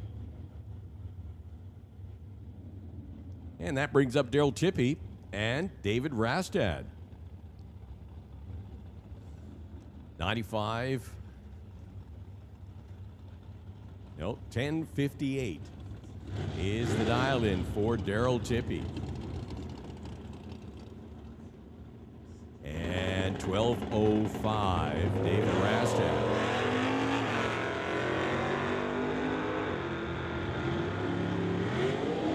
Rastad getting the head start with the 80 Malibu, but goes too quick. Has a great reaction time of 0:02, but just too quick at the stripe.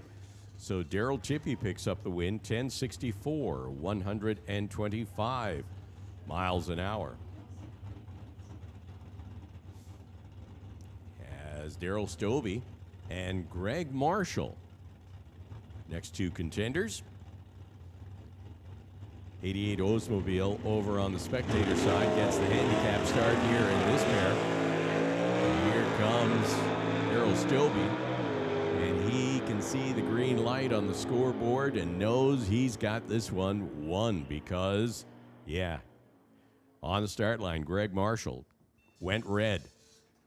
So 10:40 at 124 miles an hour, Daryl Stobie going into round number 3.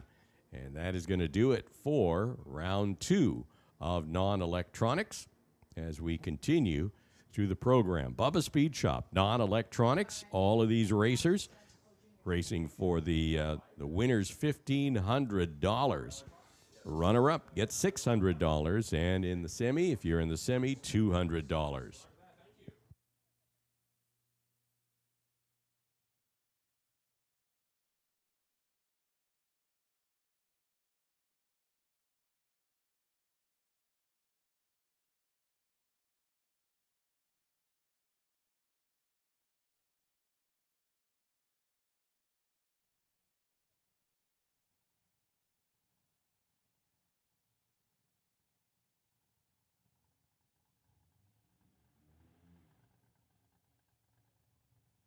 So Junior Street. We only have 2 vehicles in the category, so they are making a number of passes before deciding which one will be their final. They're still early in the day, and so getting in a few more runs, becoming a little bit more familiar with the process of staging the vehicle. You notice that there are 2 people in each of these trucks, and that is unique to the Junior Street program, where you need the driver with the NHRA competition license, and then you need a actual licensed, insured driver alongside for the ride. So Tyler Smith picking up this round win against Taryn Monroe, 11:18, 63 miles an hour. As I say, they'll be going through the day and taking advantage of the opportunity because of today's race to just get a few more runs on the vehicle.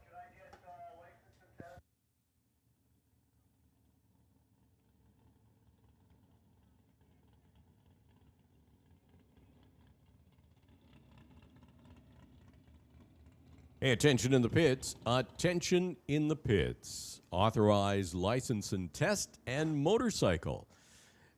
You are free to come down to lane number 6. Authorized license and test and motorcycle. Feel free. Come down to lane 6.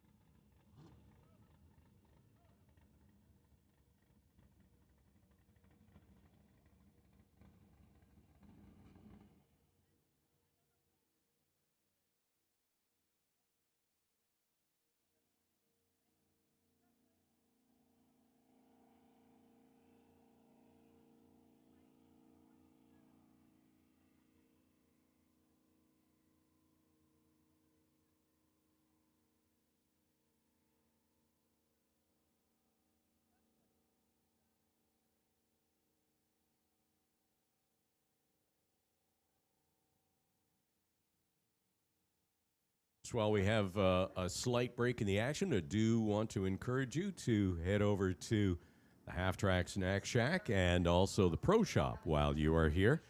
We are winding down our races for the season, and so this will be a good time to pick up those NHRA and Mission Raceway souvenirs if you haven't already done so at earlier races.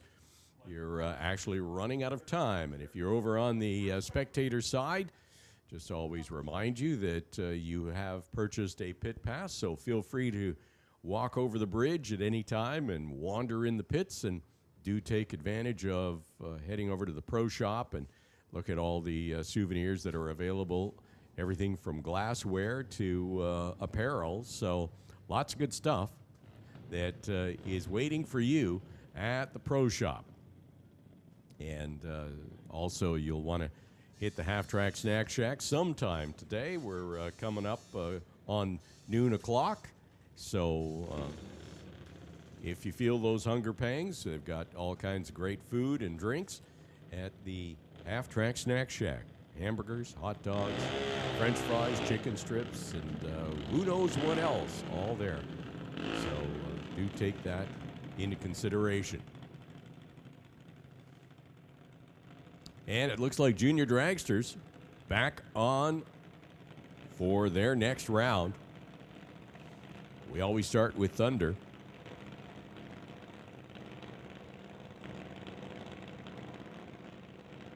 Ashton Katnick and Joshua Klosky. Our first pair in the Thunder category. Joshua Klosky from Quesnel. Sponsored by Midnight Paint and Body. Van Gogh Designs.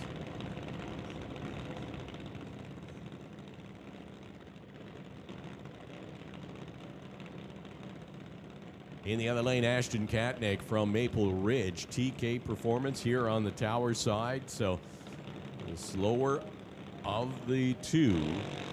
Ashton Katnick leaving first. Pay attention in the pits. Last call for electronics. Electronics, this is your last call. Electronics, you should be in the lanes right now. Electronics, last call. Bring them up. So win light comes on for Ashton Katnick as Joshua left too soon, turned on the red light. 1392 on a 1392 dial, so good consistent run for Ashton Katnick. 46 miles an hour for the TK Performance sponsored Junior Thunder Dragster. Out of Abbotsford, here comes Connor Jackson. Smoking hot, he calls his Junior Dragster. Alongside Nate Green in the white JBS Titanium Auto Group and Papa Roach sponsored Junior Dragster from Mission. Nate's dialed in at 11.99. Leaves first against Connor's quicker 9:05. Keep in mind they're racing to the 8th mile. And Nate turns on the red light. So Connor Jackson picks up the win and will run an 8:95 at 72 miles an hour. So Connor Jackson picks up the win as Nate goes red. Here comes Nate's brother, Alex Green, in the Green Brothers Racing Junior Dragster here on the tower side. Sponsored as well by JBS, Titanium Auto Group, and Papa Roach. Mission is home. 14 seconds is the dial-in for Alex Green. Cadence Rodrigue out of Chilliwack, 11.90 is Cadence dial-in. She's in the 2006 Creative Junior Dragster. Sponsored by Ken's Specialty, Tri-City Cutting, Corvette West, and Milron Truck Body. So the handicap here will be going to the green dragster as we see Alex leave the start line. Here comes Cadence.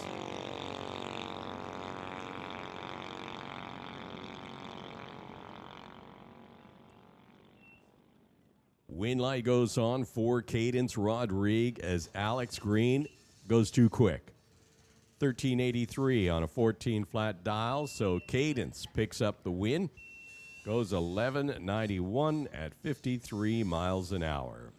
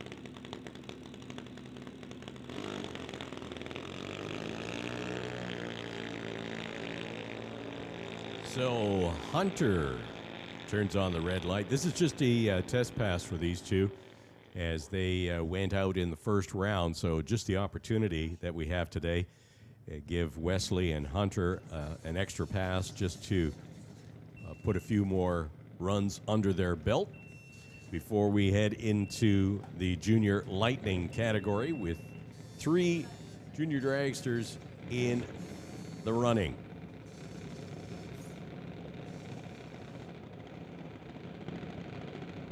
So this is round 2 for Junior Lightning with 3, and Aiden Katnick is facing off against Emma Debris Coos.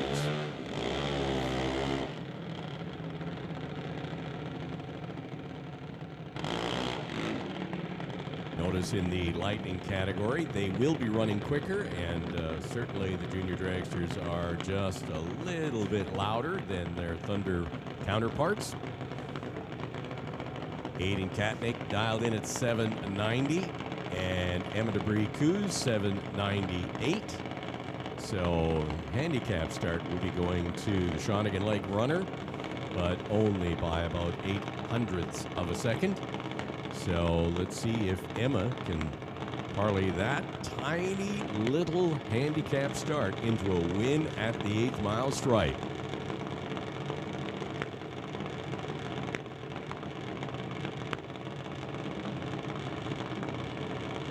Crew members putting the final touches on just getting the RPMs just right and the temperature just right for their respective racers. Everybody's pre-staged, and they roll forward another 7 inches to break the stage beam, and starter flips the switch, and here comes the tree. Now everybody's nice and green. It's going to be tight at the stripe. Win light for Aiden Katnick. Emma Debris Coos, a little bit distracted on the start line. Had a reaction time that started with a 2 and then broke out trying to stay ahead or get around Aiden Katnick. But it's Aiden that picks up the win. 798, 75 miles an hour for the win. And that brings up the bye run for Ciel Gagnon.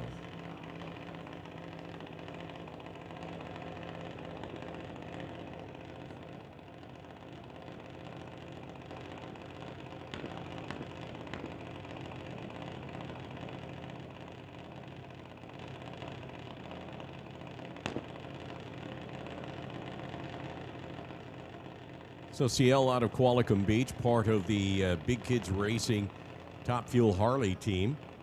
That's her dad, Nate Gagnon, doing the tuning, standing behind the junior dragster. Nate, of course, one of the strongest runners on the Top Fuel Harley teams out here. You see him from time to time over the course of a year. Here he is today, tuning Ciel to a bye-round win. Goes 793 at 81 miles an hour on a 790 dial. So that sets up the final, which will be Katnick versus Gagnon. And that will be a little bit later on this morning. Yes, you can. So that takes care of Junior Lightning. Just doing a test hit now.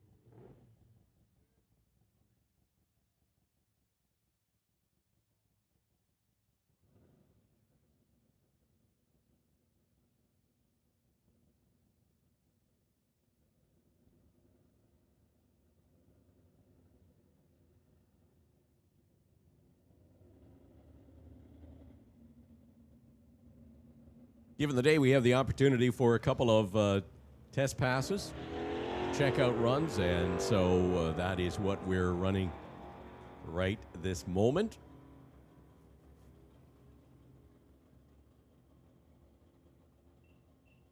Little Dodge Dart goes through the 1261, 107 miles an hour.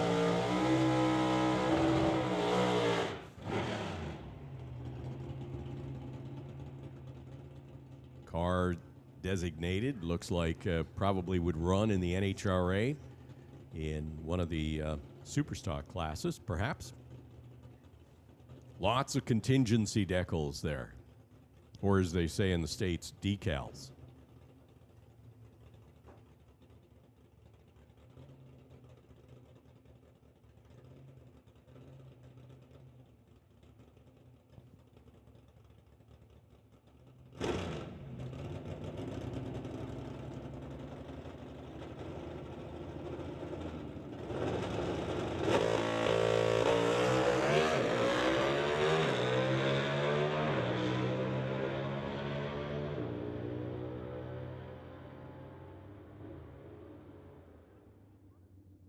So he goes through the 935 at 147 miles per hour. Seemed to be spinning the wheels a little bit more than on his earlier pass. Hey, it's time for motorcycles. Motorcycle action here. Shane Harder over on the spectator side.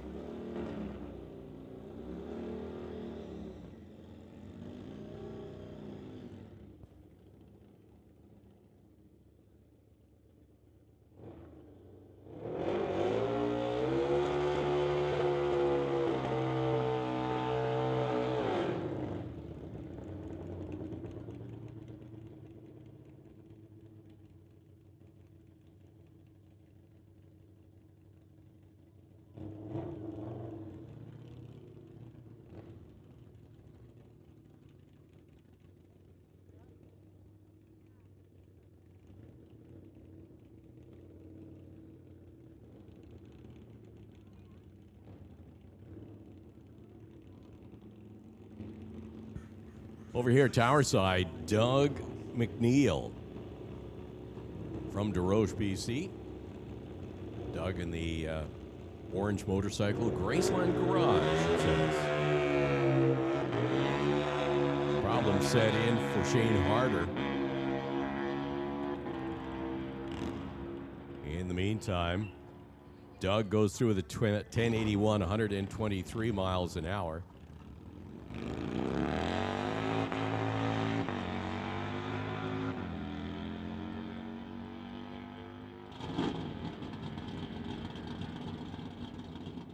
So Shane able to get it back underway, but not a representative run by any stretch of the imagination.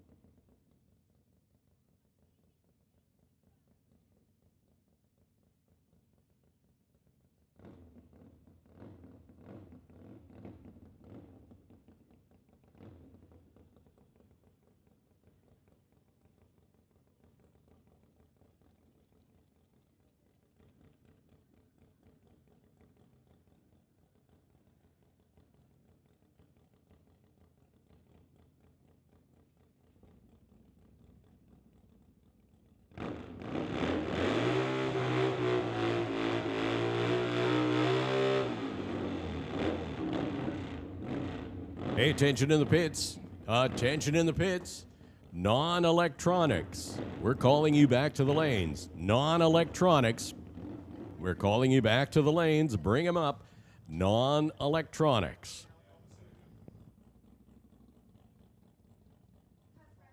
So making a run, it was supposed to be a pair.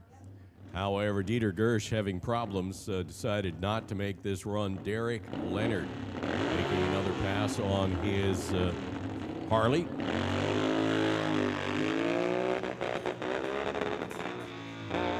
Problems going through the gears there. And yeah, not able to shift at all. So we'll coast through with a unrepresentative 1993, 48 miles an hour. What did you end up getting?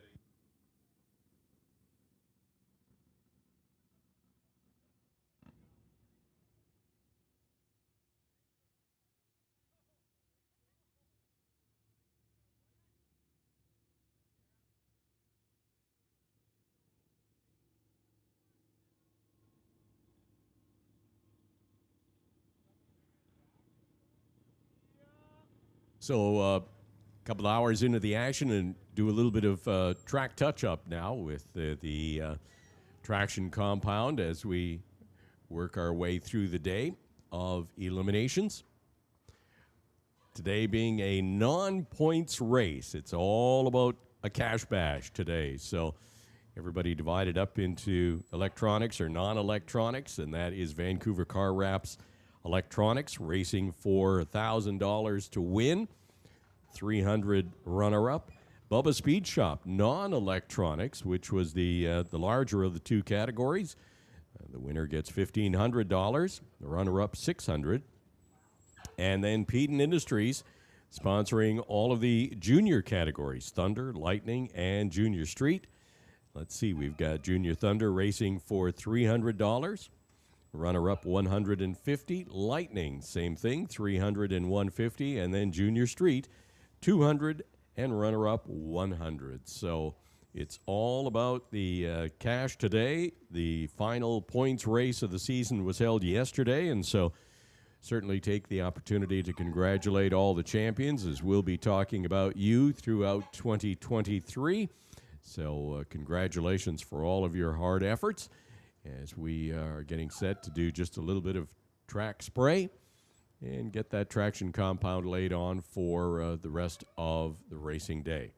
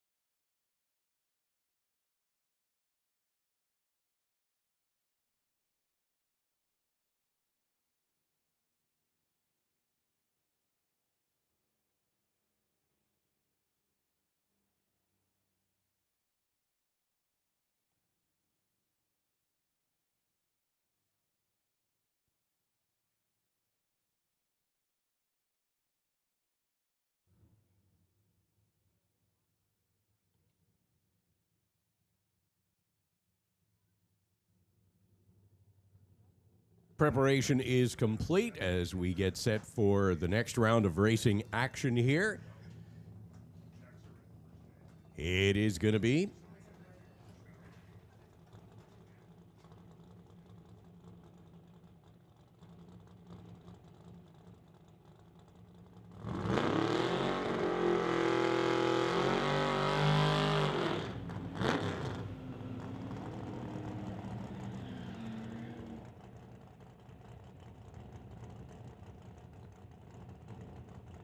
This is the electronics class, Vancouver Car Wraps Electronics. We started out with 14 in the category, so here we go into this round with Dustin Hunter and Ron Clark. 69 Chevelle dialed in at 12:49. Will Falcon over here, 9:04. So big handicap start going to the Chevy, as the little Ford is going to do its best to track him down and does so. Runs a 9:07 on a 9:04 dial, 146 miles an hour. Dustin Hunter advancing into yet another round. And here is Jan Christensen now and Steve McKenzie. McKenzie in the 86 Black Cavalier. Christensen in the unmistakable bright green 62 Nova. El Gringo.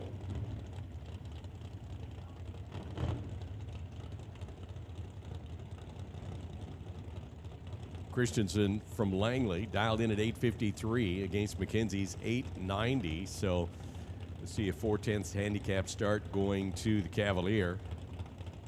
On the spectator side,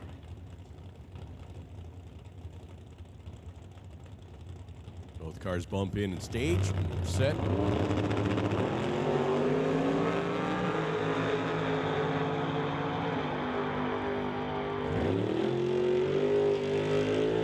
At the stripe as Jan Christensen pulls out the win, 8:55. 8:55 had a much better reaction time. Steve McKenzie a little bit distracted or tardy on start line, so 145 miles an hour, good for the win for Jan Christensen.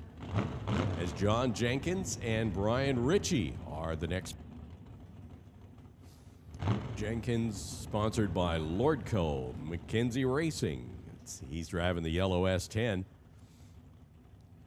Had his share of issues with the pickup earlier in the year, but has slowly been able to sort those things out. Has driven everything from door cars to front engine dragsters, and now in this pickup is John Jenkins, dialed in at 10:72 against Ritchie's much quicker 7:92. So Brian Ritchie going to be sitting on the start line for a while watching that yellow pickup drive off into the distance. Red light start for John Jenkins, went 003 red, trying to get as much as possible out of the handicap start. Not going to do it any favors for him today, though. 791 for Brian Ritchie at 171 miles an hour. And that brings up Brad Vingy and Martin Rochelle. No surprise, Martin Rochelle has 1090 as the dial-in. He's consistent 1090 runner, whether that's in the super combo category or, as we see today, in the electronics class. Brad Vingy 1045, so Martin Rochelle getting just a tick of a handicap start, and both of their reaction times pretty much identical, so it's all going to happen at the top end where Brad Vingy pulls out the win, goes 1046 on a 1045 dial. 1046, good for the win, 143 miles an hour, 7/1000ths of a margin of victory at the top end. As Daryl Tippy and Warren Jacobson will be the next pair. Daryl Tippy in the 62 Chevy 2 and Warren Jacobson in the other 62 Chevy 2. 2/10 of a second handicap will be going to Jacobson here on the Towers side.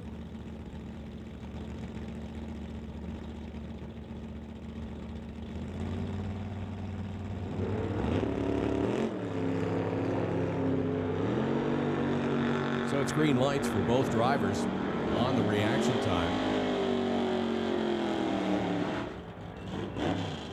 Win light for Jacobson.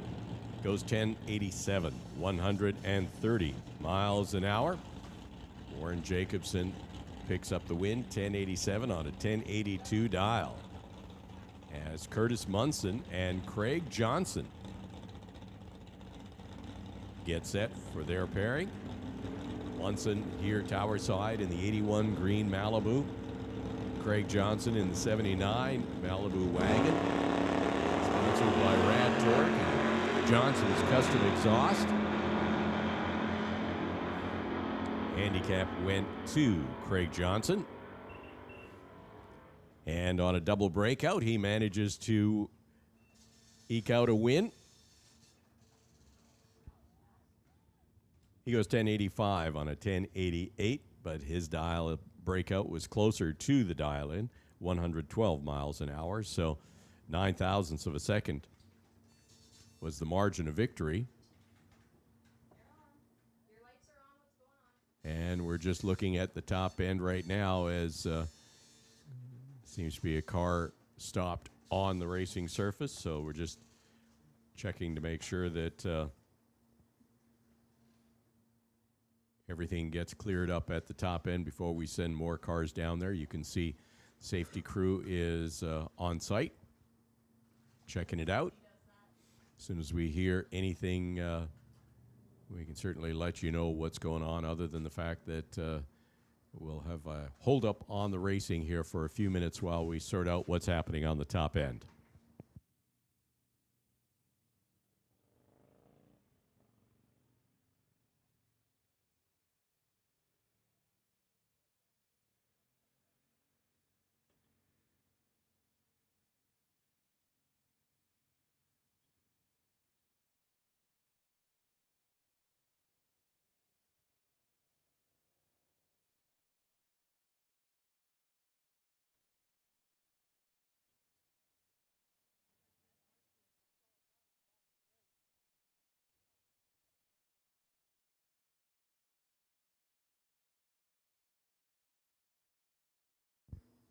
So I'm going to head over to the, while we're sorting that out, the Half Track Snack Shack and grab a bite to eat and turn things over back to Nolan, and he'll keep you updated as far as what's happening at the top end.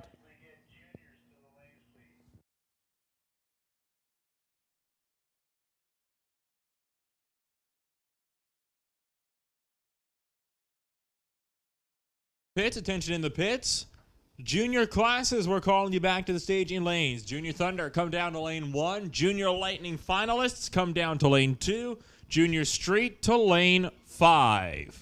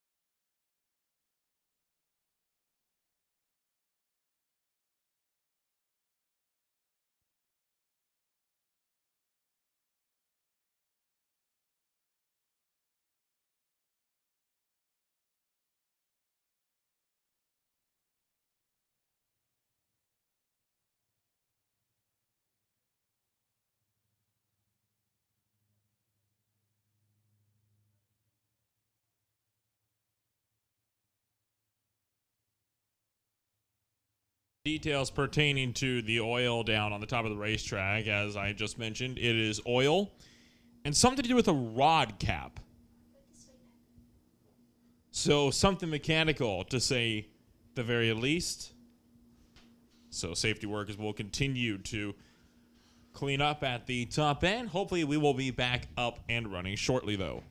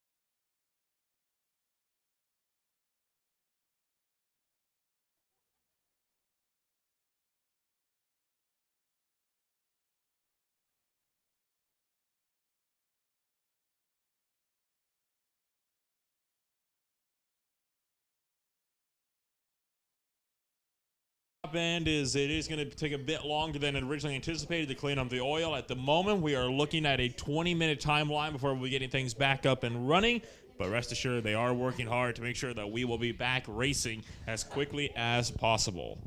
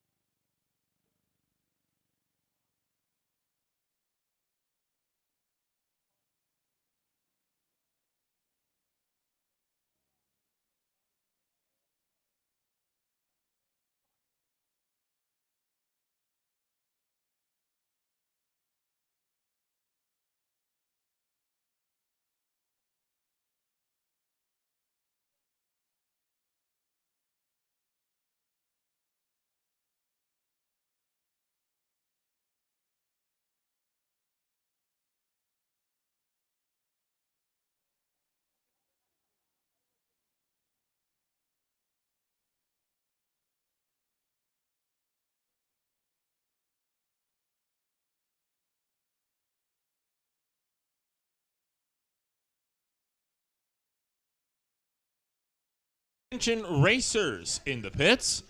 If you have a check from either yesterday, September 10th, or September 11th that you have not yet collected, all of those checks are now available for collection up on the second floor of the timing tower.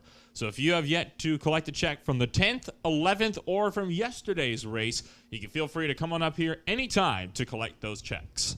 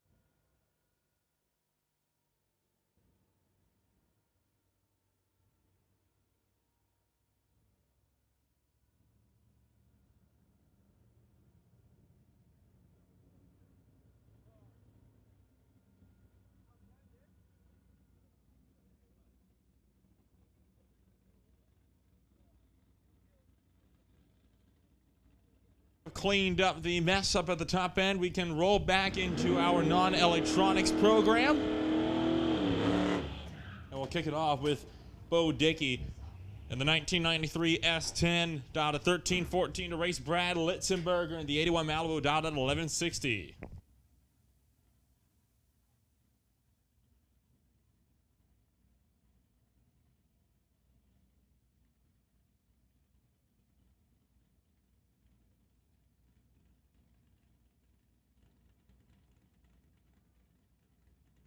As we enter round number 3.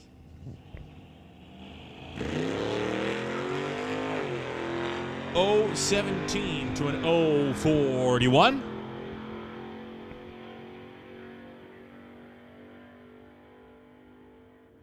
Double breakout. Bo Dickey will be the one to move on to the next round. Went under by 0.07 of a second.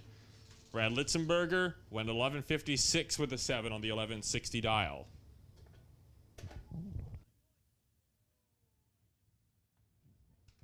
That's going to bring up Rob Monroe Jr., who will be racing Andy Klosky.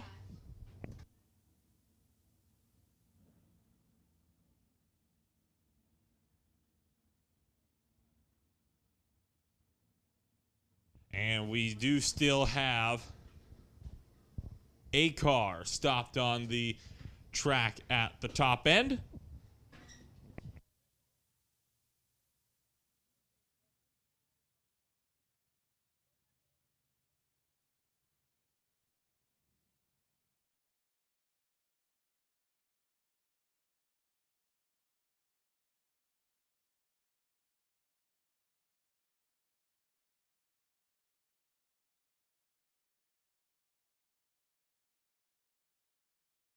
And it does look as though it might be Brad Litzenberger that is still stopped up there at the top end of the racetrack.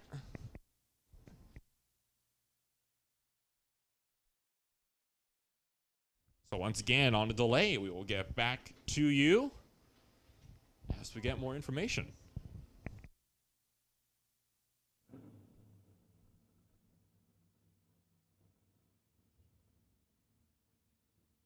Red lights have turned off as safety crews are clearing the track with Litzenberger in tow.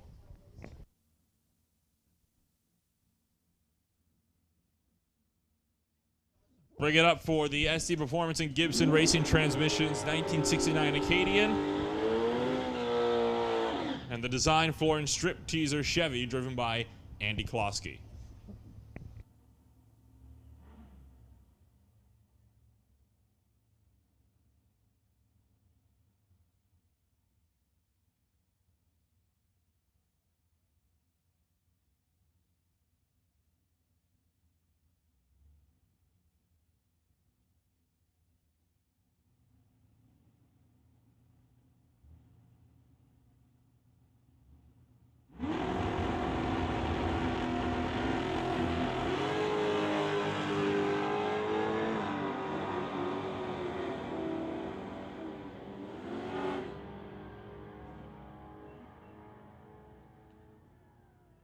As Andy Klosky goes under the dial in by 0.05 of a second. Want to make last call, non-electronics. We are still missing a couple of you. Non-electronics, your class is running right now. If you are not in those staging lanes, we will run without you. And this time, you don't have a buyback to bail you out. Non-electronics, final call to the lanes. Steve Baskerville going to be going up against Rich Dyes.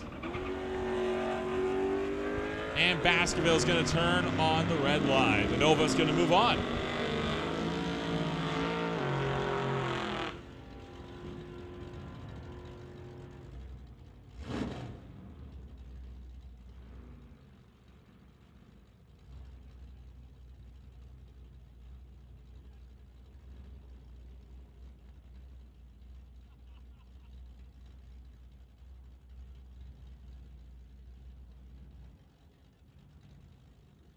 Battlebrand Veronica Hodgson in the dart, dialed at 12:51, meaning Derek Shirk of the Titanium Auto Group Chevy 2 is going to have to be mighty patient as he'll have to wait almost 4 seconds while Veronica Hodgson already starts to head down track.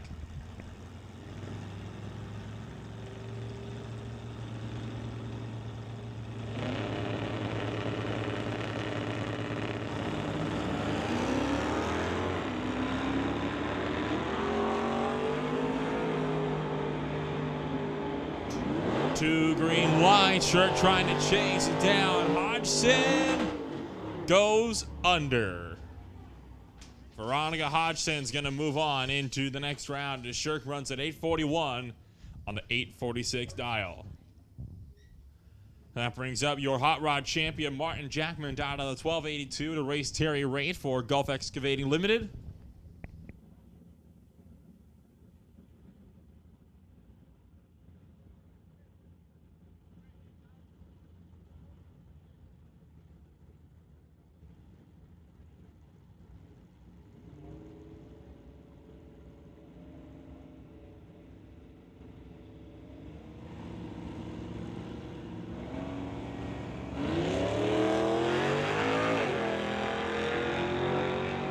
Drivers have green lights on the tree as the GMC pickup starts to chase down Martin Jackman in the wagon. Jackman stays out in front.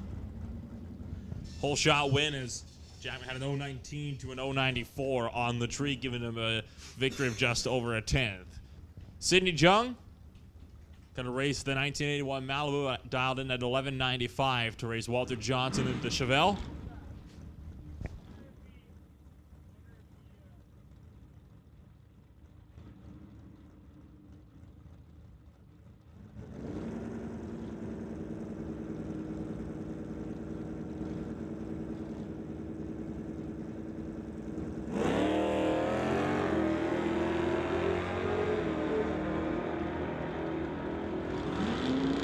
Sidney Jung trying to stay out in front.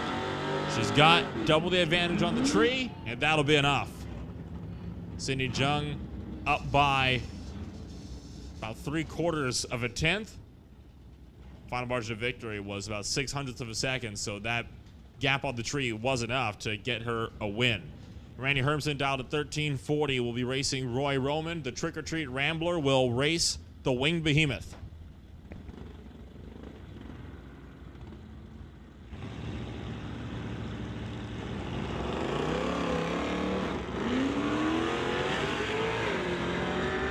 And Hermsen goes red for the second time in non-electronic eliminations. Randy Hermsen now eliminated for good as Roy Roman will move on to round 4.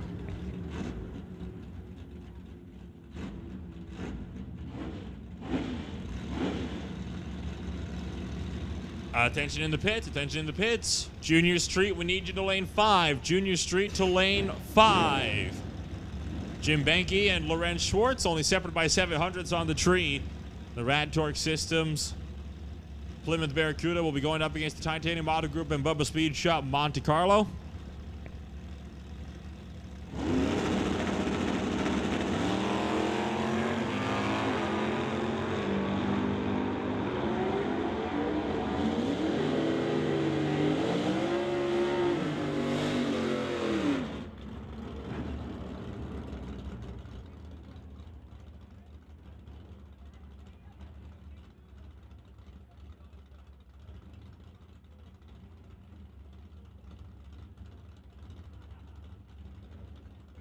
Schwartz goes under the dial and ran a 10:15 on the 10:17 dial, which will bring up Ross Walker in the Chevy 2 to race Daryl Stobie.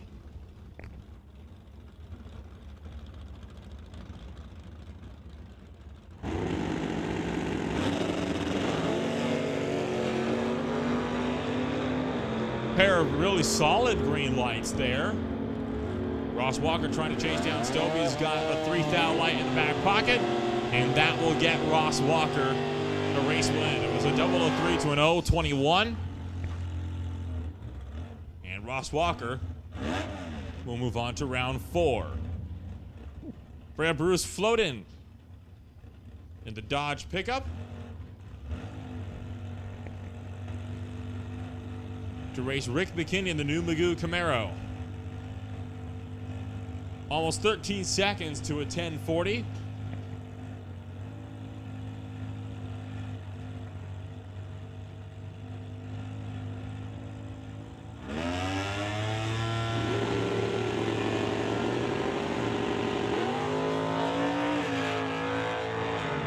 Wheels up high for Rick McKinney as he sets them down, trying to chase down Flodine. And McKinney will make the pass, knocking Bruce Flodine out of competition. And we'll be seeing that Camaro back for round 4. Daryl Tippy will race Ray Bollinger, the Nova versus the TNT Pontiac.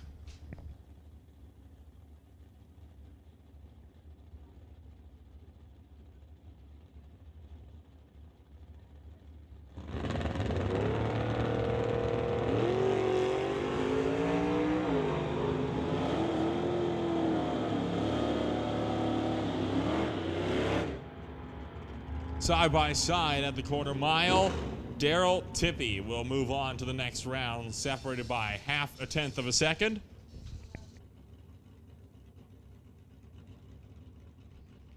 Which brings up current Super Pro champion, Craig Johnson. This time racing the Cutlass instead of the Malibu wagon, facing off against Richard Love's SS Motorsports S10.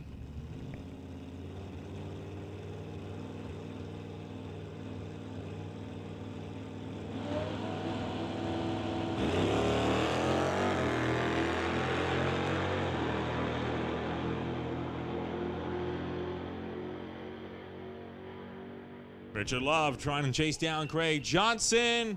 Can't get there. Craig Johnson will be moving into the next round of competition. That's going to wrap it up then for Bubba Speed Shop Non-Electronics round number 3 of eliminations. Up next, looking to be the Junior Thunder semifinals.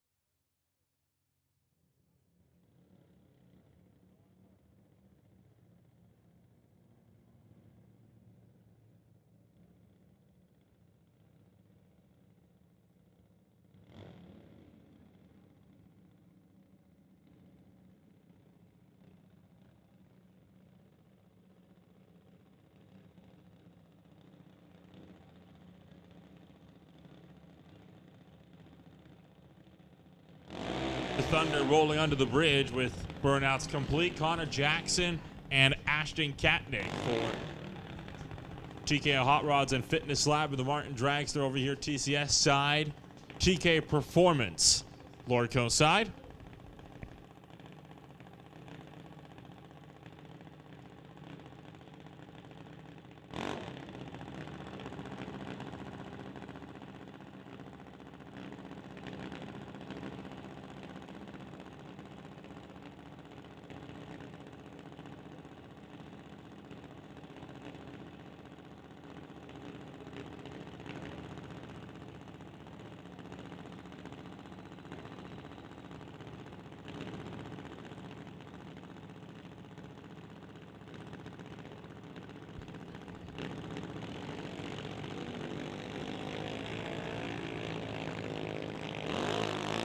Both drivers away on green bulbs as Connor Jackson tries to run down Ashton Katnick and will make that pass. So Connor Jackson knocks Ashton Katnick out of the Thunder semifinals and will face off against Cadence Rodrigue in the final. Cadence Rodrigue down at an 1190, has a bye run, so the Ken Specialty Auto, Tri-City Cutting, Corvette West, and Milron Truck Body will be up next.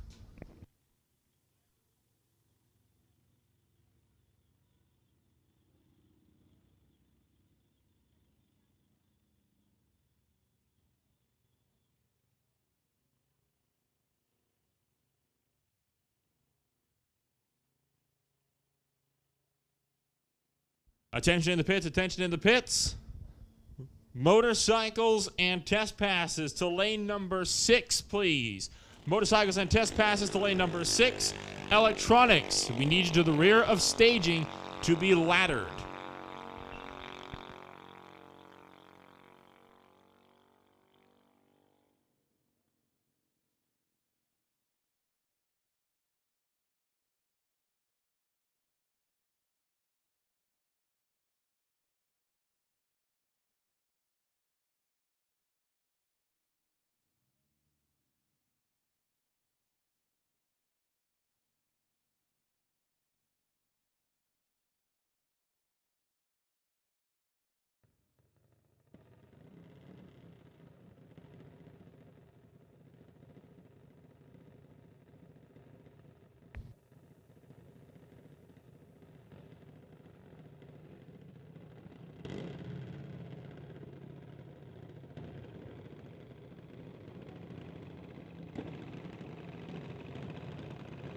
Bring up the Junior Lightning Final.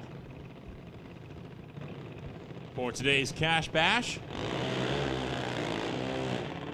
winner of this race gets $300.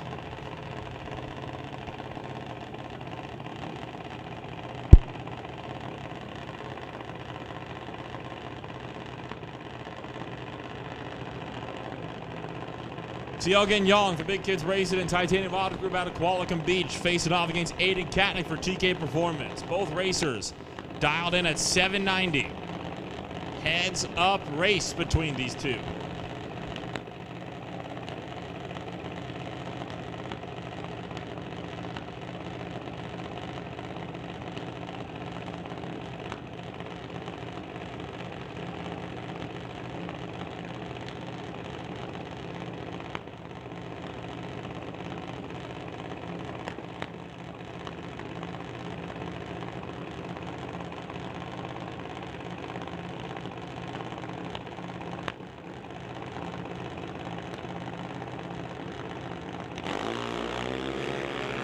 Two green lights, and it is about as close as you can get on the tree. Just 1,000th of a second separate them, and at the 8th mile, CL Gagnon wins the Junior Lightning Cash Bash and is the proud winner of now $300. So CL Gagnon will take the victory here today, and Aiden Katnick will get a consolation prize of $150. So congratulations to the Big Kids Racing crew and all the work that they've put in over this Sunday. It's really morning and early afternoon. One class down, 5 to go.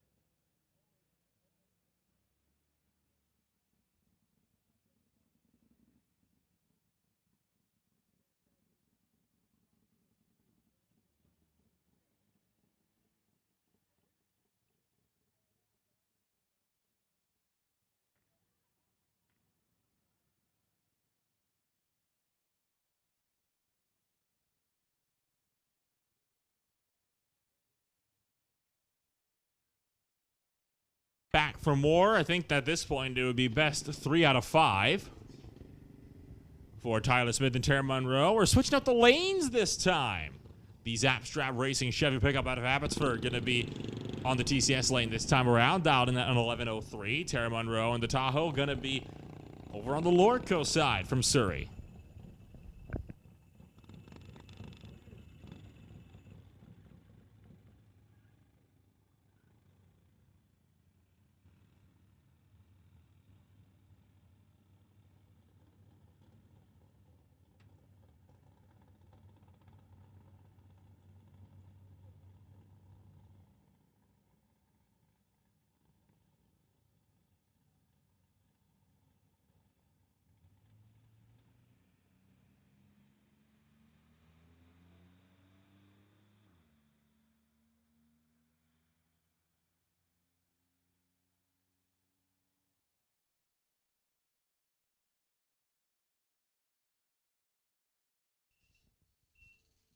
Tyler Smith turning on the Red Bull by triple ones, gifting Taryn Monroe the upper hand on that little race.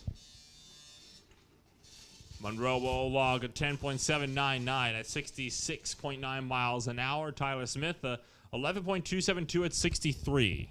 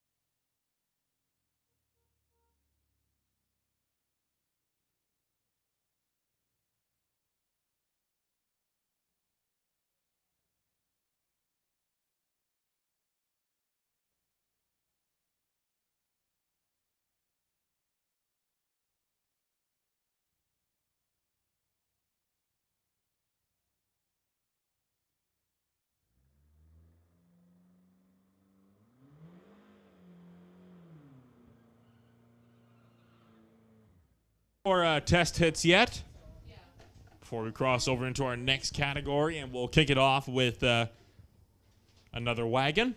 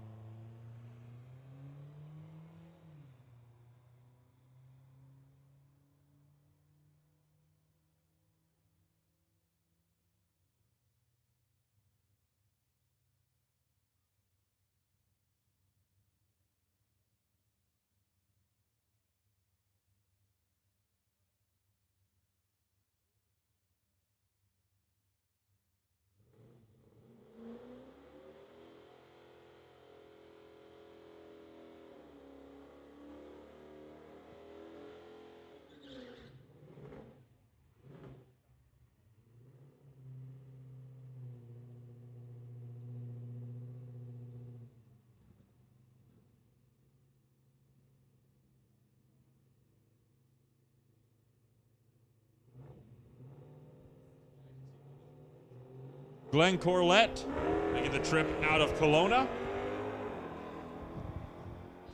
Puts down an 045 light. How do you stand up like that? You're talented. And taking off towards the top end of the racetrack, it'll be a 12.341 at 109 miles an hour.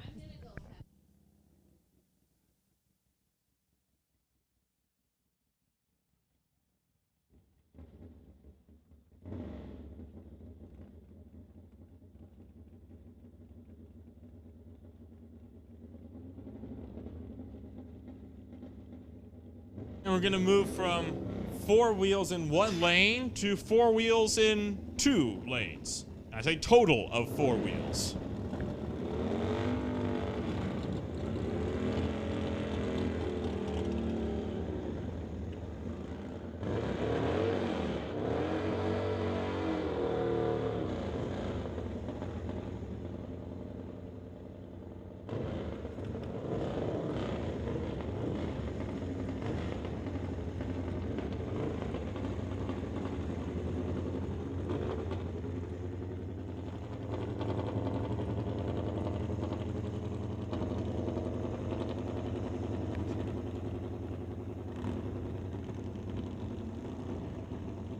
Shane Harder racing a Harley over here, TCS side. Harder's already fully staged in the Lordco lane.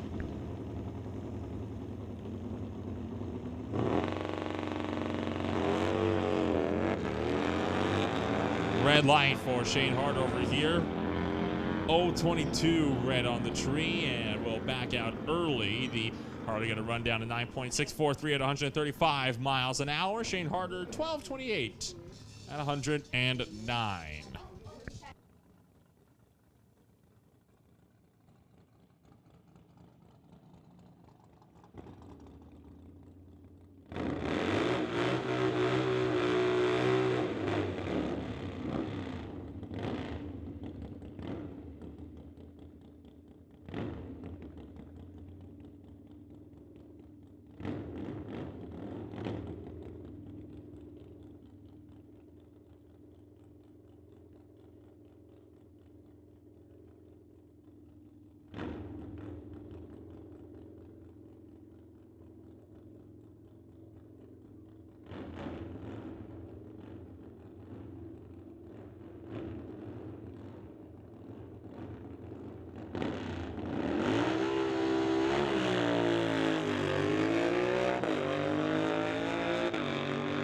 Making good use of the wheelie bar as he takes off towards the top end of the racetrack. Backs off before the quarter, though. 11.501 at 96 miles an hour. Was 7 seconds flat, though, at 97 at the 8th. Bring up Raceland Garage on this side of the wheelie bar of this motorcycle over here, TCS side. Attention to the pits, attention to the pits. Non-electronics, we need you to the rear of staging to be laddered. Non-electronics, we need you to the rear of staging to be laddered.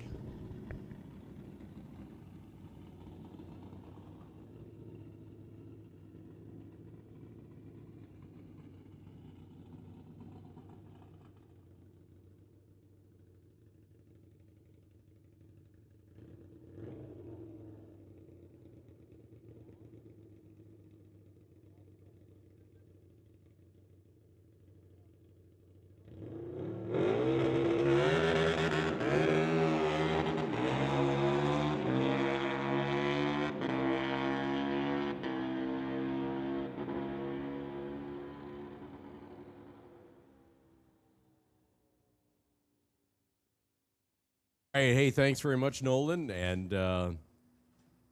great job. We're going to get in here now. We have got non-electronics and electronics set for their next rounds.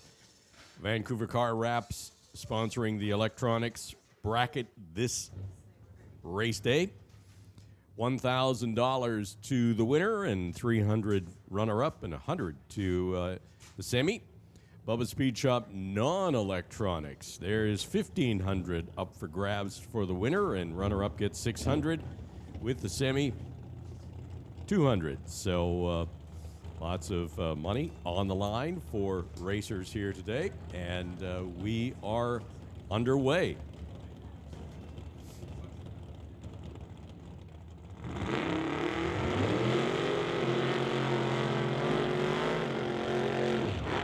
Category is Vancouver Car Wraps Electronics. Jan Christensen, Tower Lane. Dustin Hunter, Spectator Lane. That is who's on the line right now. Christensen in El Gringo, the 62 Chevy 2, Lil Nova. Out of Langley, dialed in at 8:53 here on the Tower side. Dustin Hunter in the Ford Falcon. On the Spectator side. That's right. Ford versus Chevy. Pick your poison. 9:04 is going to be the slower of the two, and so Dustin gets just the smallest of handicap starts, with Jan going to be in hot pursuit in that Nova. Both drivers wanting to advance into the next round for the money. They are both clean and green, heading down the quarter mile. It's a pick'em race as Jan Christensen pulls out the win at the stripe, 8:53 with a 9. So real close to the dial of 8:53, 154 miles an hour. Hunter, 9:04 on the dial, but 9:08, so 400ths off on the top end, which is all it took for Jan Christensen, with a slightly better reaction time as well as a lapse time that much closer to the dial-in. So Jan Christensen advancing into the next round as another 62 Chevy 2 rolls up, as that's Warren Jacobson up against a 68 Chevy Camaro of Brad Vinci. Mission versus Langley, handicap start of 0.4 of a second going to Warren Jacobson, Tower side. The electronics coming into play as both drivers pull in the throttle stop and pull back the motor before setting it loose to finish off the quarter mile. Win light for Brad Vinci goes 10:49 as Warren goes too quick, 10:81 on a 10:82 dial. So Brad Vinci on a 0:05 reaction time, advancing to the next round.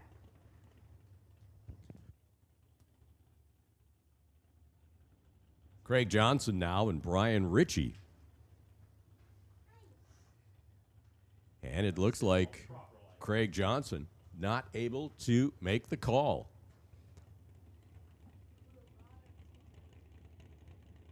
Competition single then is Brian Ritchie out of Poco. Ritchie Racing Engines races a lot in the Canada West Doorslammer Series. It's a competition single into the next round. Runs 791 right on his dial. 791 with a 9 at 170 miles an hour. And that is going to take care of round 3 of the Vancouver Car Wraps Electronics. That brings us down to the semifinals in that category.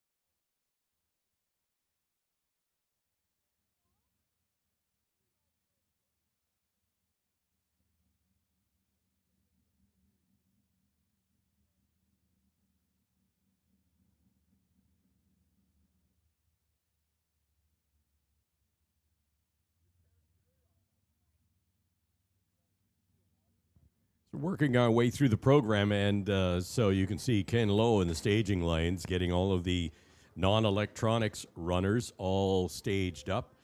We are on a ladder, so each of the racers has a predetermined opponent in the other lane, and so as part of the staging process, Ken will get them all together so that they come to the line paired off with the right opponent in the other lane.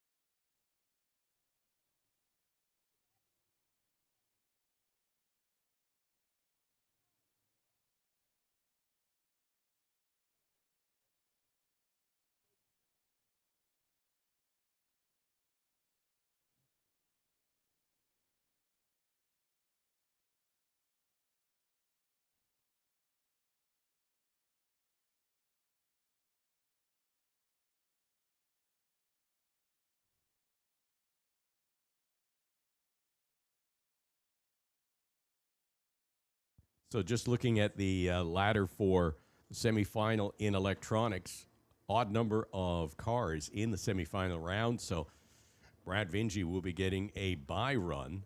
In the other pairing, it'll be Brian Ritchie up against El Gringo, Jan Christensen. So that sets up our semifinal round action in the Vancouver Car Wraps Electronics division.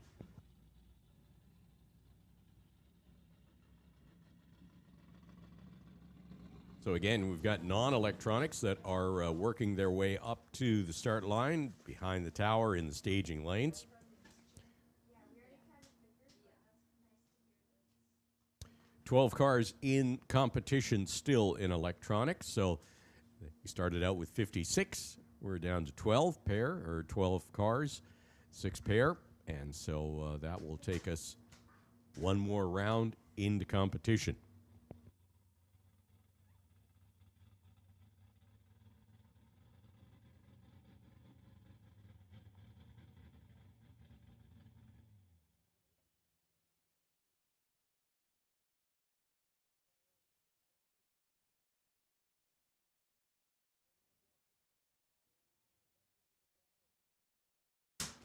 Attention in the pits. Specifically, attention, Ross Walker. Ross Walker, we need you to the staging lanes. This is your personal call.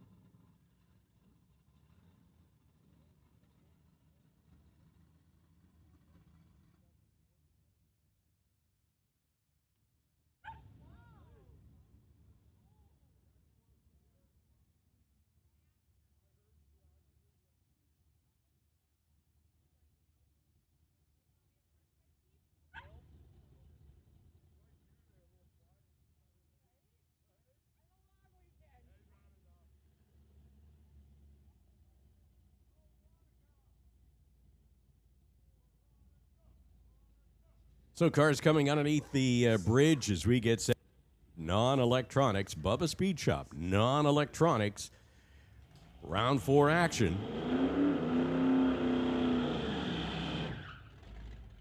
First pair will be Bo Dickey in the S10, the blue S10 here, tower side, up against Veronica Hodgson in the Dodge Dart on the spectator side. So Veronica's dialed in, has 12:52. You can see that on the scoreboard at the top end. 12:52 indicates her dial-in time against Bo Dickey's 13:14. You can figure it out from there. The slower of the two gets the handicap start, and that's going to be the S10 that will be leaving the line probably about that much.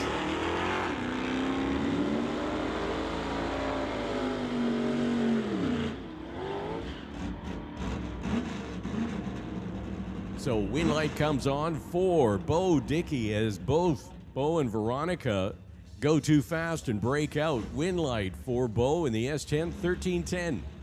103 miles an hour for the win.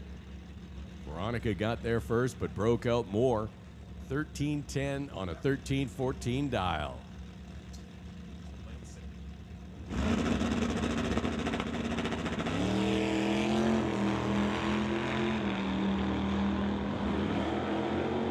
So Jim Benke picks up the win because Rob Monroe in the Acadian goes red. 10:10, 131 miles an hour. Hey, attention in the pits. Attention in the pits. Lane 6 is now open for approved license and tests. If you are approved, license and test, motorcycle, lane 6 is open for you for the remainder of the day. Roll up. And also, we need all competitors still in competition back to the staging lanes, please. All competitors back to the staging lanes. If you're still in competition, we need you back in the staging lanes. Okay, Craig Johnson and Rich Dyes off in this pairing, and it is going to be tight. Win light comes on. It's a double breakout. Rich Dyes gets the win, goes 11:33 against Craig Johnson. 11:33 closer to the 11:34 dial-in. 116 miles an hour, but it was a squeaker at the top end. Craig got there first, but the margin of victory, 8 thousandths of a second. Martin Jackman now and Sidney Jung. Martin Jackman in the station wagon. Sidney Jung over in the 81 Malibu.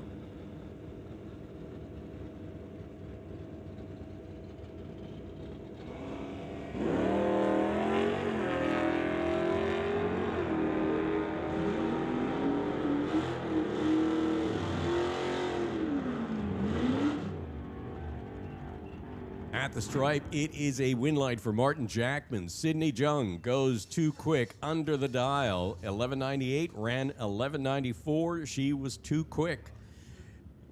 12:84 was the winning time for Martin Jackman in the wagon. The grocery getter that had dialed in at 12:82 runs 105 miles an hour to go into the next round.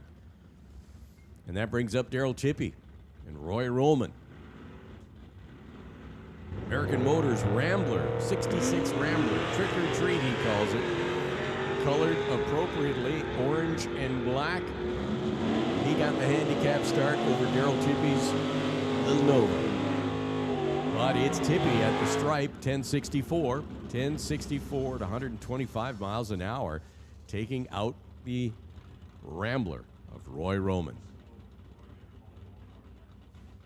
Ross Walker, Rick McKinney. Ross Walker over here tower side, 10:07 dial in. Rick McKinney, 10:41. 10:41 gets the handicap start. New Magoo. Handicap wheels up and they are off. Rick McKinney, 001 red. Win light goes to Ross Walker, who goes 10:05 with a 3 at 131 miles an hour. So the foul red light, 001 red for Rick McKinney in the new Magoo 96 Camaro. And that takes care of this round, round number 4 of non-electronics. Once again, we make the call for all cars still in competition. We need you back to the staging lanes. All cars still in competition. Need you back to the staging lanes for your pairing.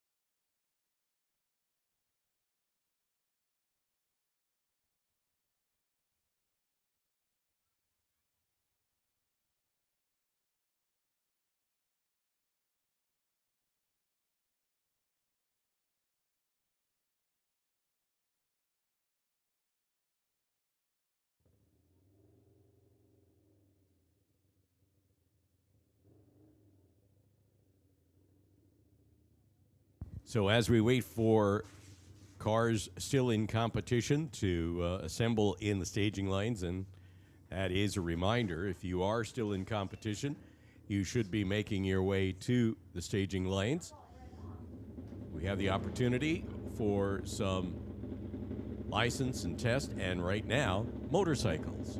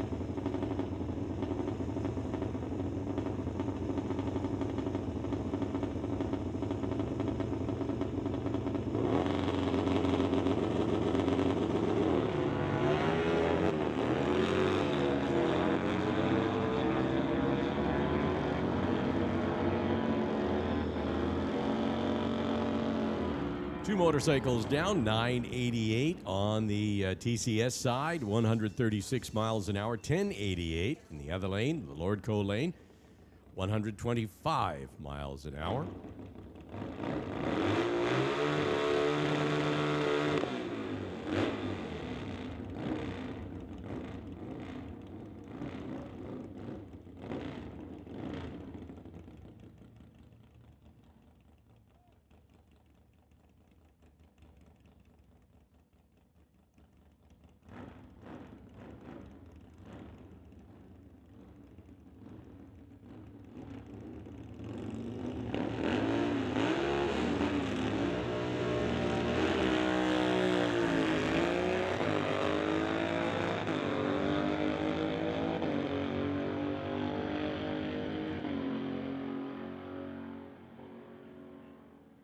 So Lordco lane 1085, 115 miles an hour. Shane Harder over here on the tower side, 1197 at 109 miles an hour.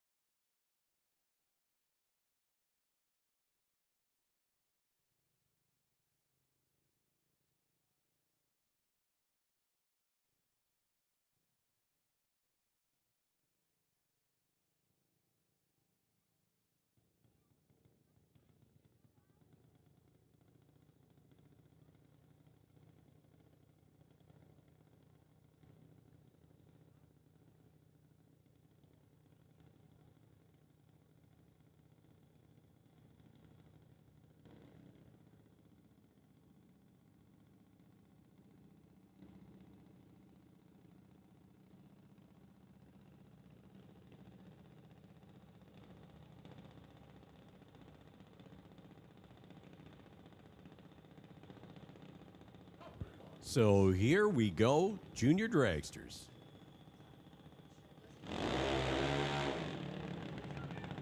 Connor Jackson and Cadence Rodriguez.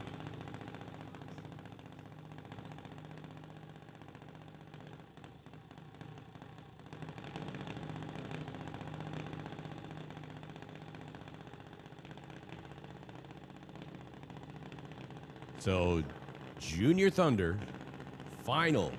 Peden Industries Junior Thunder final. Winner here picks up $300. Runner up 150. In the semis, 75. Connor Jackson and Cadence Rodriguez. Connor over here, tower side, smoking hot. Out of Abbotsford, 895 is the dial-in. Cadence in the other lane out of Chilliwack, 1196. Going to get a big handicap start. So Cadence will be leaving the start line first. And then Connor will have to be patient. Wait. And he goes red. Not patient enough. Turns on the red light, and Cadence Rodriguez picks up the win today in Junior Thunder. Goes 1191, 53 miles an hour, so congratulations, Cadence, for and all that hard work that team put into getting Cadence in the winner's circle here today for the Cash Bash. Now we're just going into some testing for the junior dragsters. And this is Nate Green.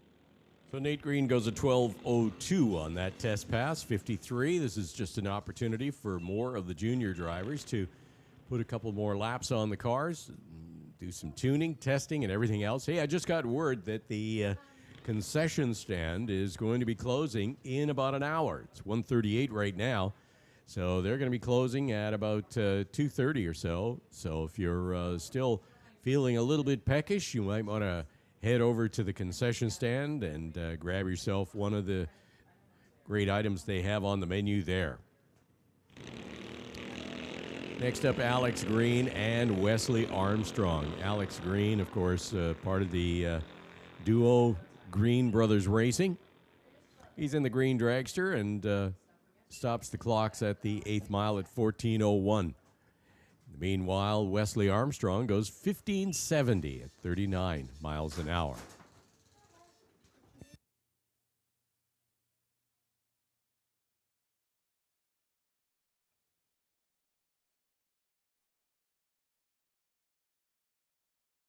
Pay attention to all junior dragster folks, all juniors.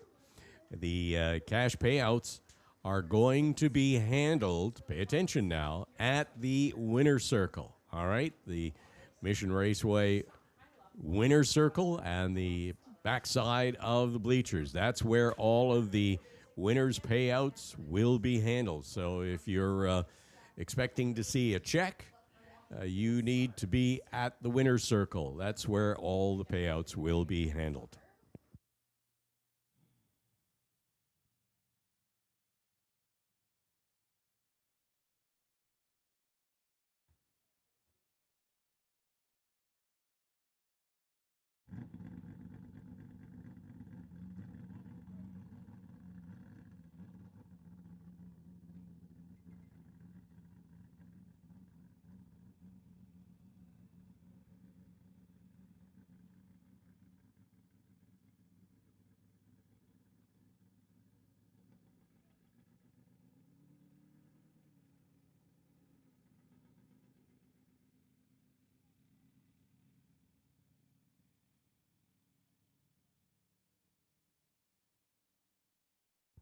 So Peden Industries Junior Street now. These two have been going at each other all day. Best of 5, I think, is where we're at right now.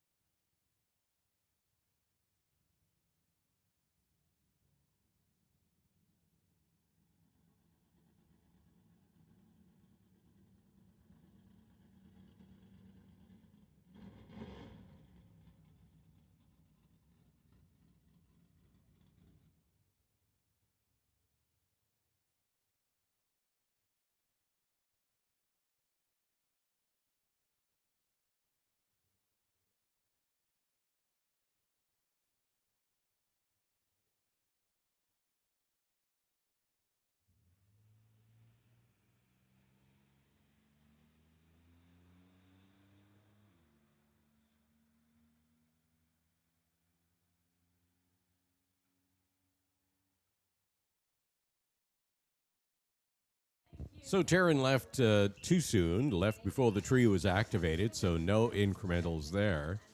Win light for Tyler Smith. Tyler goes 11:19 at 63 miles an hour.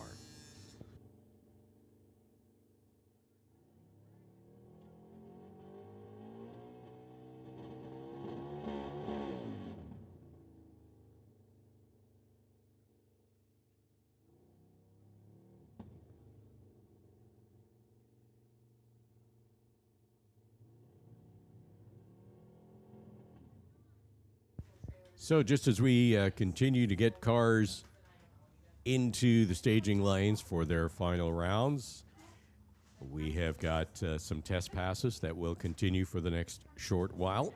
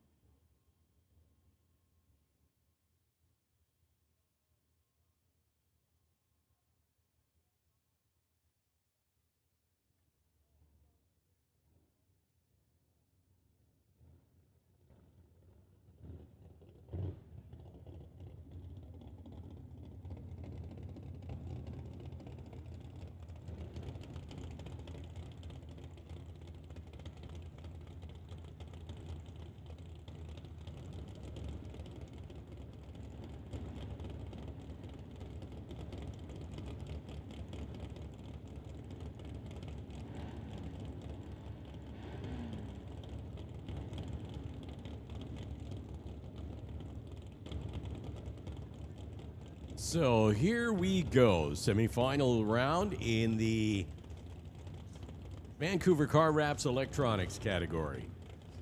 Semifinal featuring 3 cars left in competition. Here's the first pair, Jan Christensen and Brian Ritchie. So Jan Christensen over here, tower side. Brian Ritchie in the other lane. A black 68 Chevelle.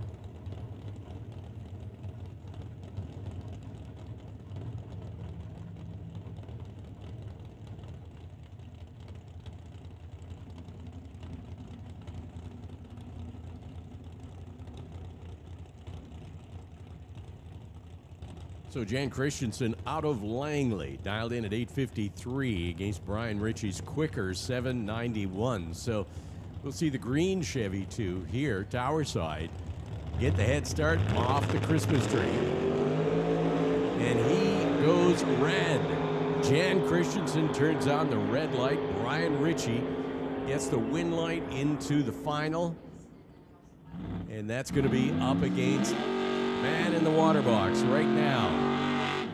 Brian Ritchie runs 792 at 171 miles an hour. And so he will be up against Brad Vinci. Brad in the 68 Chevy Camaro in the Lordco lane. Brad out of Langley, dialed at 1049.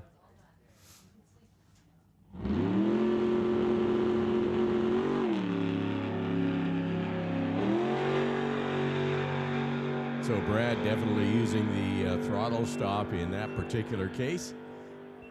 You hear it draw power out of the car. 1051, 148 miles an hour.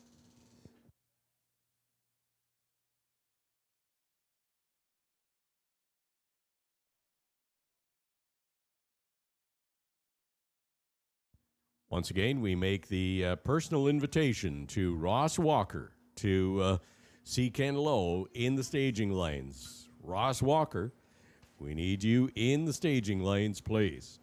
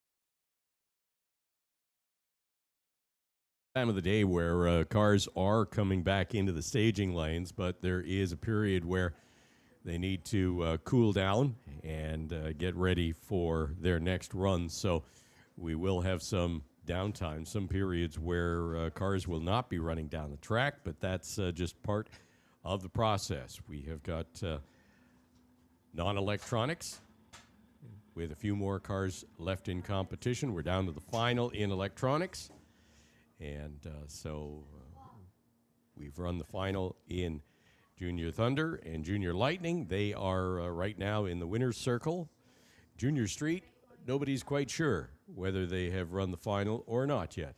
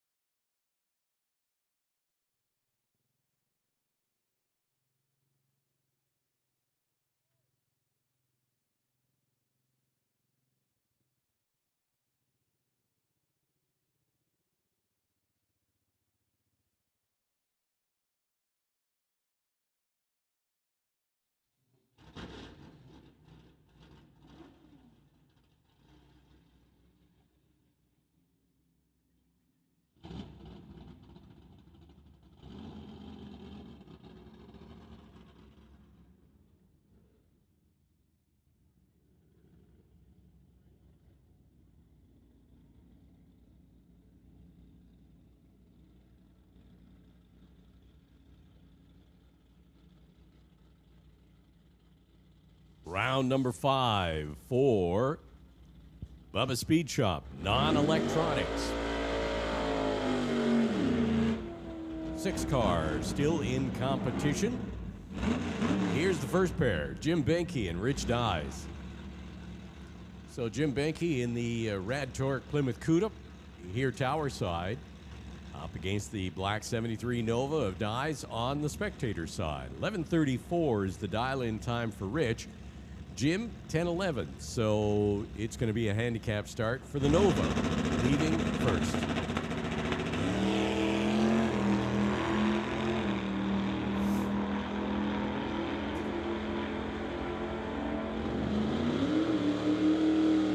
At the stripe, a win line for Benke goes 10:14 on a 10:11. 10:14.3 at 124 miles an hour. The margin of victory, 5 thousandths of a second, as Ross Walker and Martin Jackman are next pair. Jackman 12:84, Ross Walker 10:06. So here you can see the handicap start going to the wagon over on the Lordco side of the racetrack.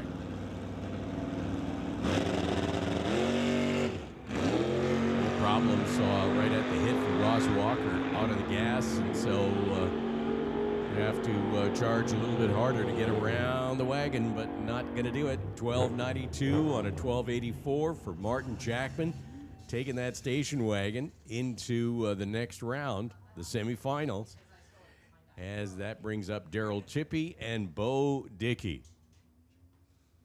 So Daryl Tippy driving the Nova, little Chevy, over here tower side. The S10, the blue S10 is Bo Dickey, and he's dialed in at 13:14 against Daryl's 10:63. So as you might imagine, the pickup leaves first, but that doesn't necessarily mean that he can't get it to the finish line first. All right, right, everybody's clean and green on the start line. You got to get your way all the way down the quarter mile without breaking out. Win light comes on for Bo Dickey. 13:15. So Bo takes the S10 into the next round. He had a better reaction time, 0:29 against a 1:09. So that certainly helped Bo get down to the finish line ahead of Darrell. He was also closer to his dial-in. He dialed in at 13:14, ran a 13:15. So it was all in all, numbers on both ends. Help Bo get into the semifinal round, non-electronics. Cars left in competition there. They'll work their way around, and we'll see them again very, very shortly. This is a test pass.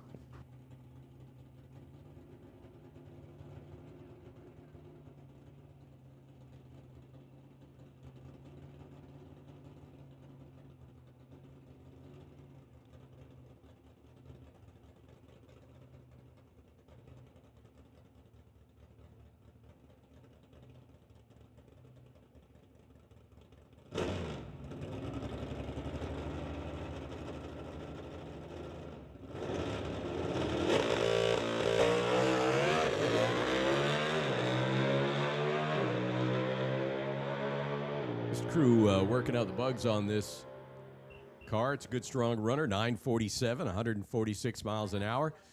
Looking at setting up the suspension in a way that it hooks up on the start line without spinning the tires. And so they're getting a few extra runs here on a day like this where they have the opportunity to do that. You know, hey, look, I'm looking underneath the tower, and a bit of a treat there as we have got a Top Fuel Harley. Top Fuel Harley sitting underneath the bridge, going to make a test pass. Not sure if you've ever seen a Top Fuel Harley make a run before. Basically, you've got a 1,000-pound motorcycle, Harley driven, and about 1,000 horsepower. It is running on nitromethane, so 1,000 horsepower. You'll notice that they start the motorcycle with the rider off on the side. He is currently wearing a special vest, sometimes called a Kevlar vest, sometimes something similar. Even with that, you don't want to be laying down on the manifold of the motorcycle when you fire it up. So they fire it up when he's standing off to the side, make sure that it's running smoothly, and then he'll get on and do the burnout. Nate Gagnon, who is part of the Big Kids Racing, that's his organization. He has run upwards of 200 and some odd miles an hour, at about 6.50 seconds. So these are super quick motorcycles. You'll also notice that they do not have much steering capability, because when they leave, if they're on a good pass, that front wheel is up about 300 feet. So you might want to check this out. Watch carefully.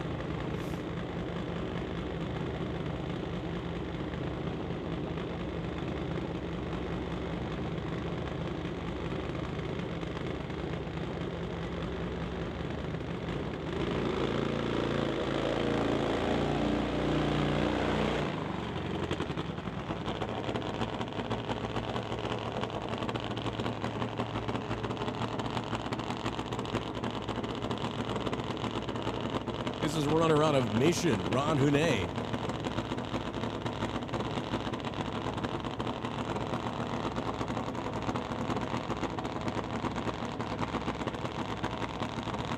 Probably just launch off the start line, get a sense of the bike's performance, and coast through the top end. But who knows? Hang on. Nitro's in the air.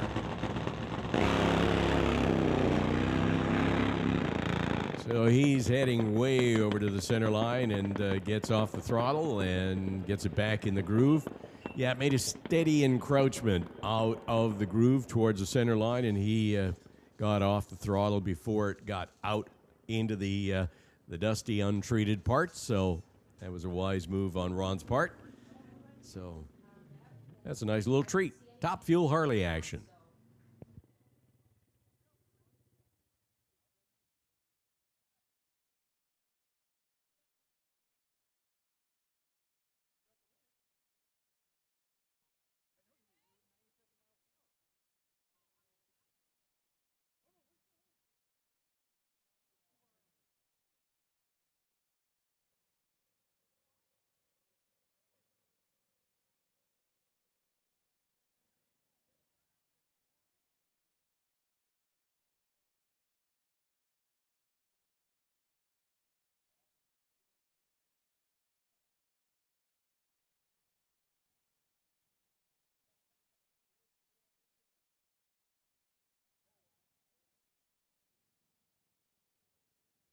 We remind all racers that if you are still in competition, we need you back in the staging lanes, obviously, ASAP. So gas and go.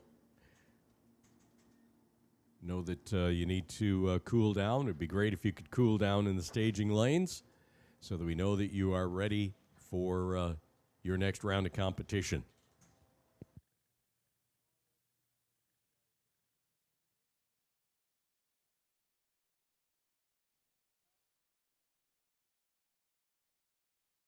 I was also told that as we work our way down to the end of the day, it is now or never if you're looking at a test pass. So lane 6 has been kept open for you. Lane 6. So if you do need to make another test pass, time is running out. So by all means, head into lane 6.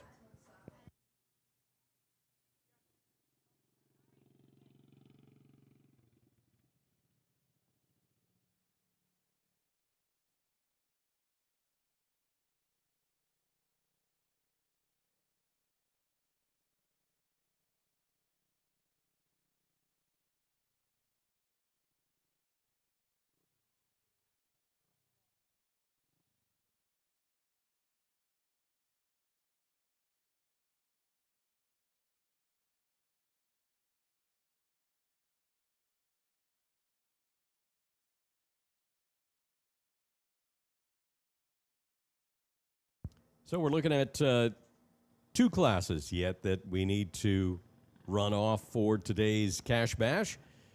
One of them, the final, is set, and that's in the Vancouver Car Wraps electronics section, where the winner picks up $1,000, runner-up $300, and in the final will be Brian Ritchie and Brad Vinci. So that is one final that is set to go, and we have a semifinal in non-electronics, so that is going to consist of Martin Jackman, Jim Benke, and Bo Dickey. So Jackman gets the bye, and that will set up our final in non-electronics, Bubba Speed Shop. Non-electronics, where the winner gets $1,500, runner-up $600, and the semi $200.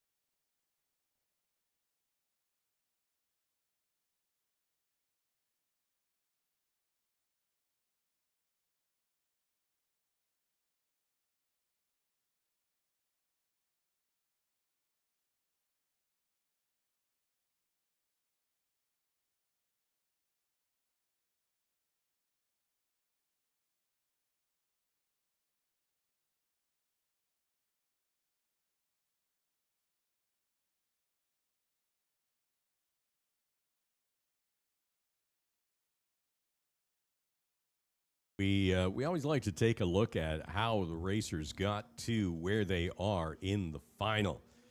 And right at this point, we have got our finals set up for the electronics category, Vancouver Car Wraps Electronics. It's going to be Brad Vinge and Brian Ritchie. So if we take a look, take a trip back in time to round number 1, see that Brad Vinge defeated Ron Clark to get into round 2. In round 2, Brad defeated Martin Rochelle out of Surrey, and then that took him into round number 3. In round number 3, Brad took on Warren Jacobson and came out on top with a great reaction time of 0:05, and that put Brad Vinge into the final, and that's where he's up against Brian Ritchie. So if we take a look at Brian's travels to the final, he started off in round number 1, defeating Martin Rochelle, and then went into round number 2, where he took on the yellow pickup of John Jenkins, and came out victorious that round. That took him into round number 3, where Brian took on Craig Johnson in the Malibu wagon, and once again was victorious. So in round number 4, Brad Vinge had the bye single, and Brian Ritchie defeated Jan Christensen. So that sets up our final, where Brad Vinge and Brian Ritchie will get set to do battle. We're still waiting on some semifinal round action here in the Bubba Speed Shop non-electronics, and we can take you through how the victors got to the final round after we hear from some motorcycle action and some more test hits.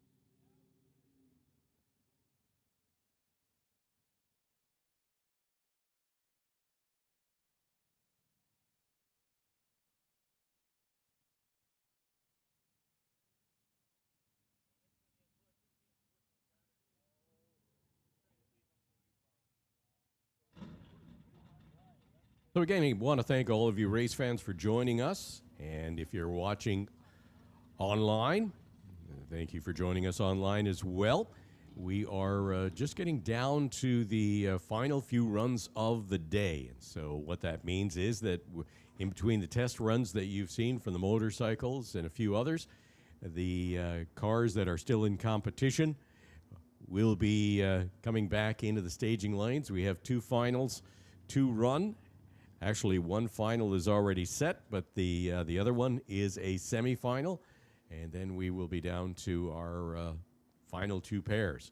We do have Peden Industries Junior Street coming up for their final as well. So that will take us down to 2 finals, 2 categories to complete. So that's where we're at with the program. So just bear with us as we get the cars back in the staging lanes ASAP, and we will continue with the program as soon as they're there.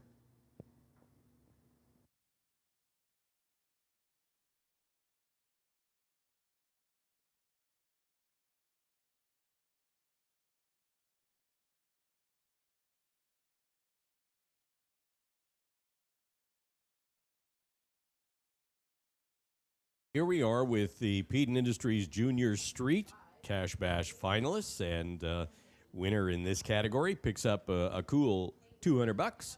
Runner-up $100. So both of these drivers are set to go home with some money. Only 2 in the category throughout the day, so you've seen them from time to time as they've just been putting a few laps, getting a little bit more familiar with the racetrack and the staging process. Here on the tower side is Tyler Smith. He's in the 97 Chevy from Abbotsford. And on the other side, Taryn Monroe from Surrey. Taryn is dialed in at 1085 and 1118 for Tyler. So the black pickup will be getting the handicap start to the 8th mile.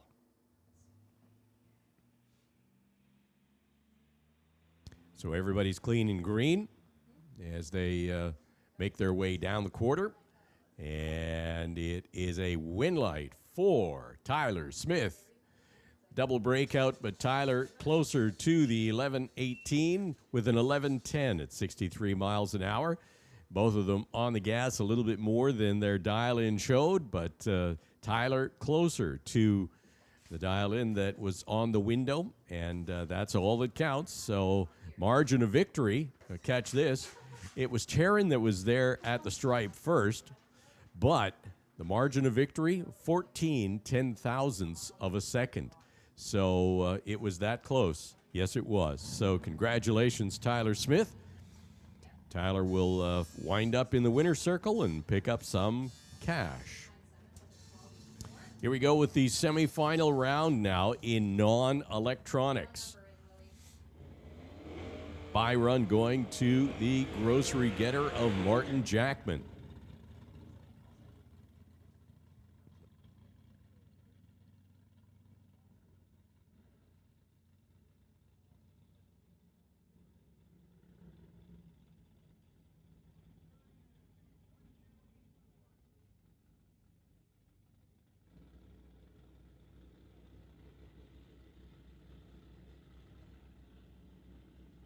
You ever have a chance, if you subscribe to Crave, there is a great documentary that you can watch. I believe it's called Wagon Masters, and it's all about people who love station wagons and have done everything to preserve their station wagons, relive their station wagon lives, do all sorts of things, and it's a fascinating documentary.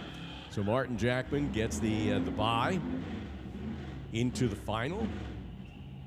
He runs a 1288, 105 miles an hour. And that brings up the next pair, and this will determine who Martin Jackman sees in the final. Will it be Jim Benke in the Rad Torque Cuda, or will it be Bo Dickey in the S10? Jim Benke goes red. So Jim Benke, uncharacteristically not patient enough, goes red, and the win light comes on for Bo Dickey in the S10. 13:11 is the winning time, 103 miles an hour. So that's going to be an interesting final in non-electronics. A Chevy S10 up against a Chevy station wagon. Who would have seen that one coming? So there we go. Bo Dickey going into the final, and Martin Jackman, his competition. So the final is set now for non-electronics as we get set for electronics.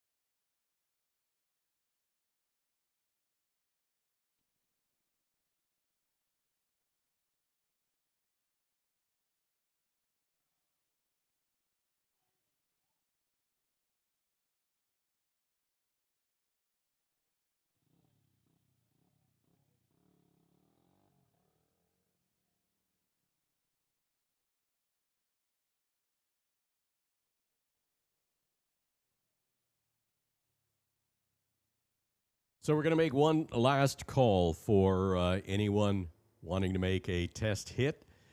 We are waiting for finals in electronics and non-electronics, and as they will go through their cool-down period, we do have room for another round of test hits. So if you are doing any testing or on a motorcycle and you want to do some testing, feel free, bring them around lane 6, please.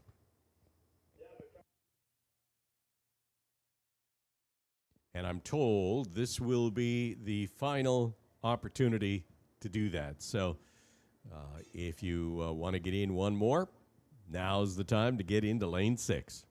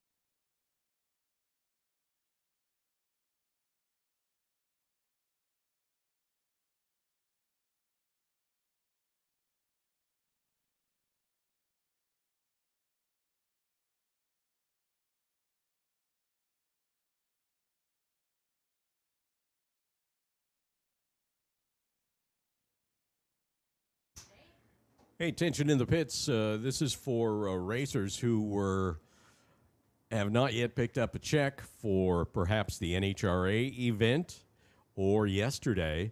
We do have some checks up here in the tower for you. So if you were here for the NHRA event earlier in September or yesterday, checks are available here. If you have not picked them up yet, they're in the tower.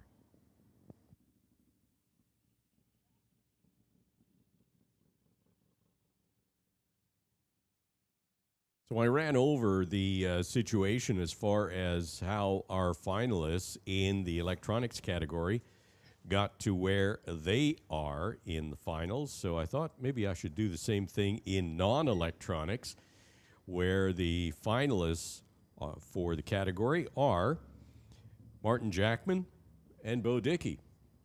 And so if we go all the way back, because we had 56 cars in the category here today, Bo Dickey faced off against Carson Barlow in his C10 right off the top, and it was a battle of the pickups, and Bo won that round.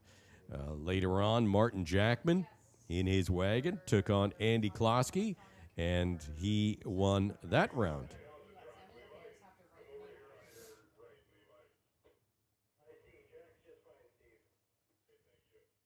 And then in round 2, Bo Dickey picked up the win over Stu Funk.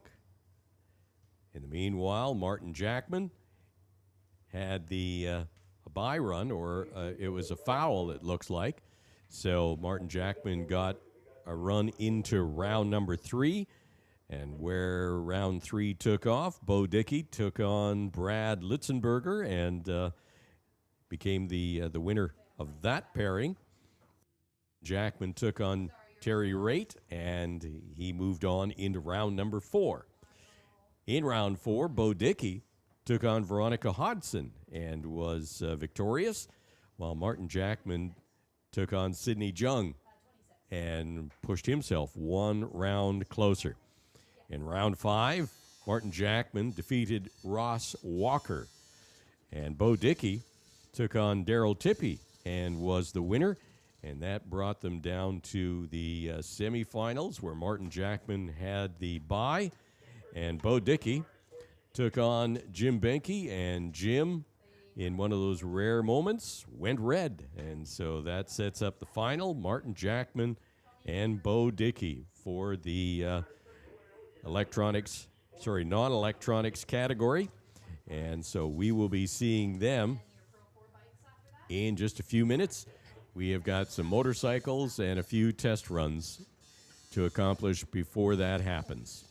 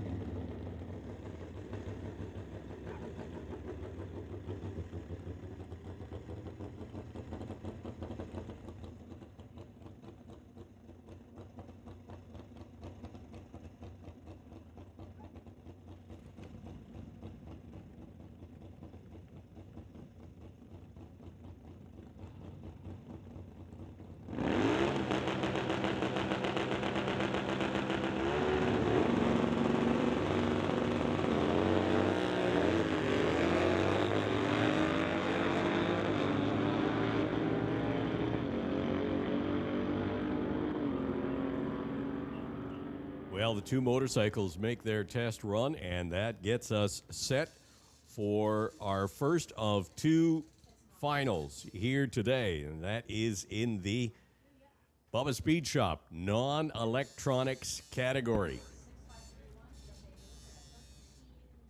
Told you all about how Martin Jackman and Bo Dickey made their way to this final round. It was not a pairing that was probably foreseen. All sorts of strong cars in the category, but it's not always the quickest or the fastest. It's the cars that are the most, consistent throughout the day, and also the ones that have the odd break here and there. And I mean that in a good way. So Bo Dickey here, tower side, Martin Jackman on the spectator side, are finalists in the Bubba Speed Shop non-electronics category. Handicap will be going to Bo Dickey in the pickup. Both drivers leave clean and green on this final round. Who will be the victor? Who will pick up $1,500? Who will pick up $600? At the stripe, it's a win for Martin Jackman. $12.95 with a 9 on a $12.89 dial. Martin Jackman, your winner in Bubba Speed Shop non-electronics category here today in the Cash Bash. So congratulations to Martin Jackman. Picks up a cool $1,500. Bo Dickey pocketing some $600. Bo did great to make it all the way to the final. So congratulations, though, Martin Jackman and all of the members of his team that helped get him into the winner's circle. So that takes care of Bubba Speed Shop non-electronics. Now we move into the Vancouver Car Wraps electronics category. Winner here picks up $1,000. Runner-up, $300. Brad Vinge and Brian Ritchie, our final of the day. This is the Vancouver Car Wraps electronics category.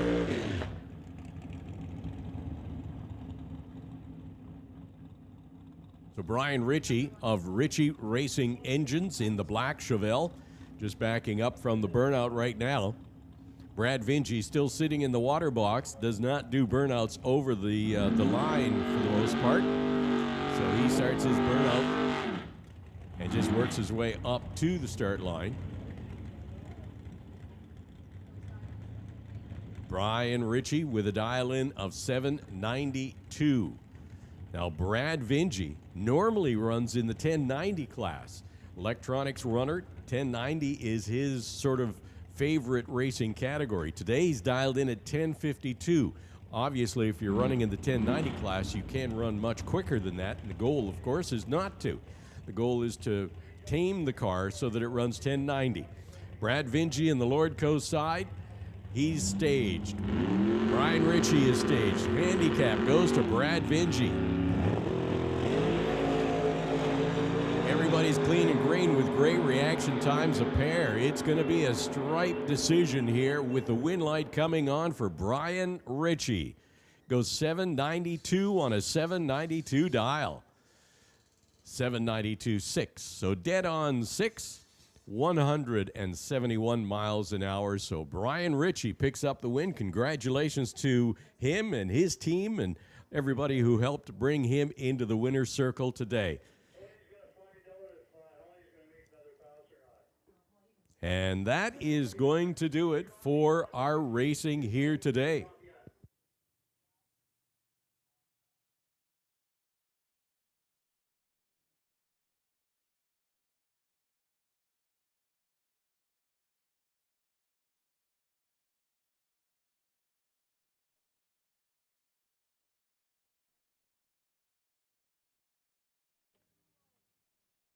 So once again, we want to thank all of you race fans for joining us here this weekend and especially today for the Cash Bash. It is always a pleasure that we see your smiling faces in the stands. We want to thank all of the safety crew and all the Mission Raceway staff, the tower staff, all of the people at the top end and in the ET booth. Nolan, that's you.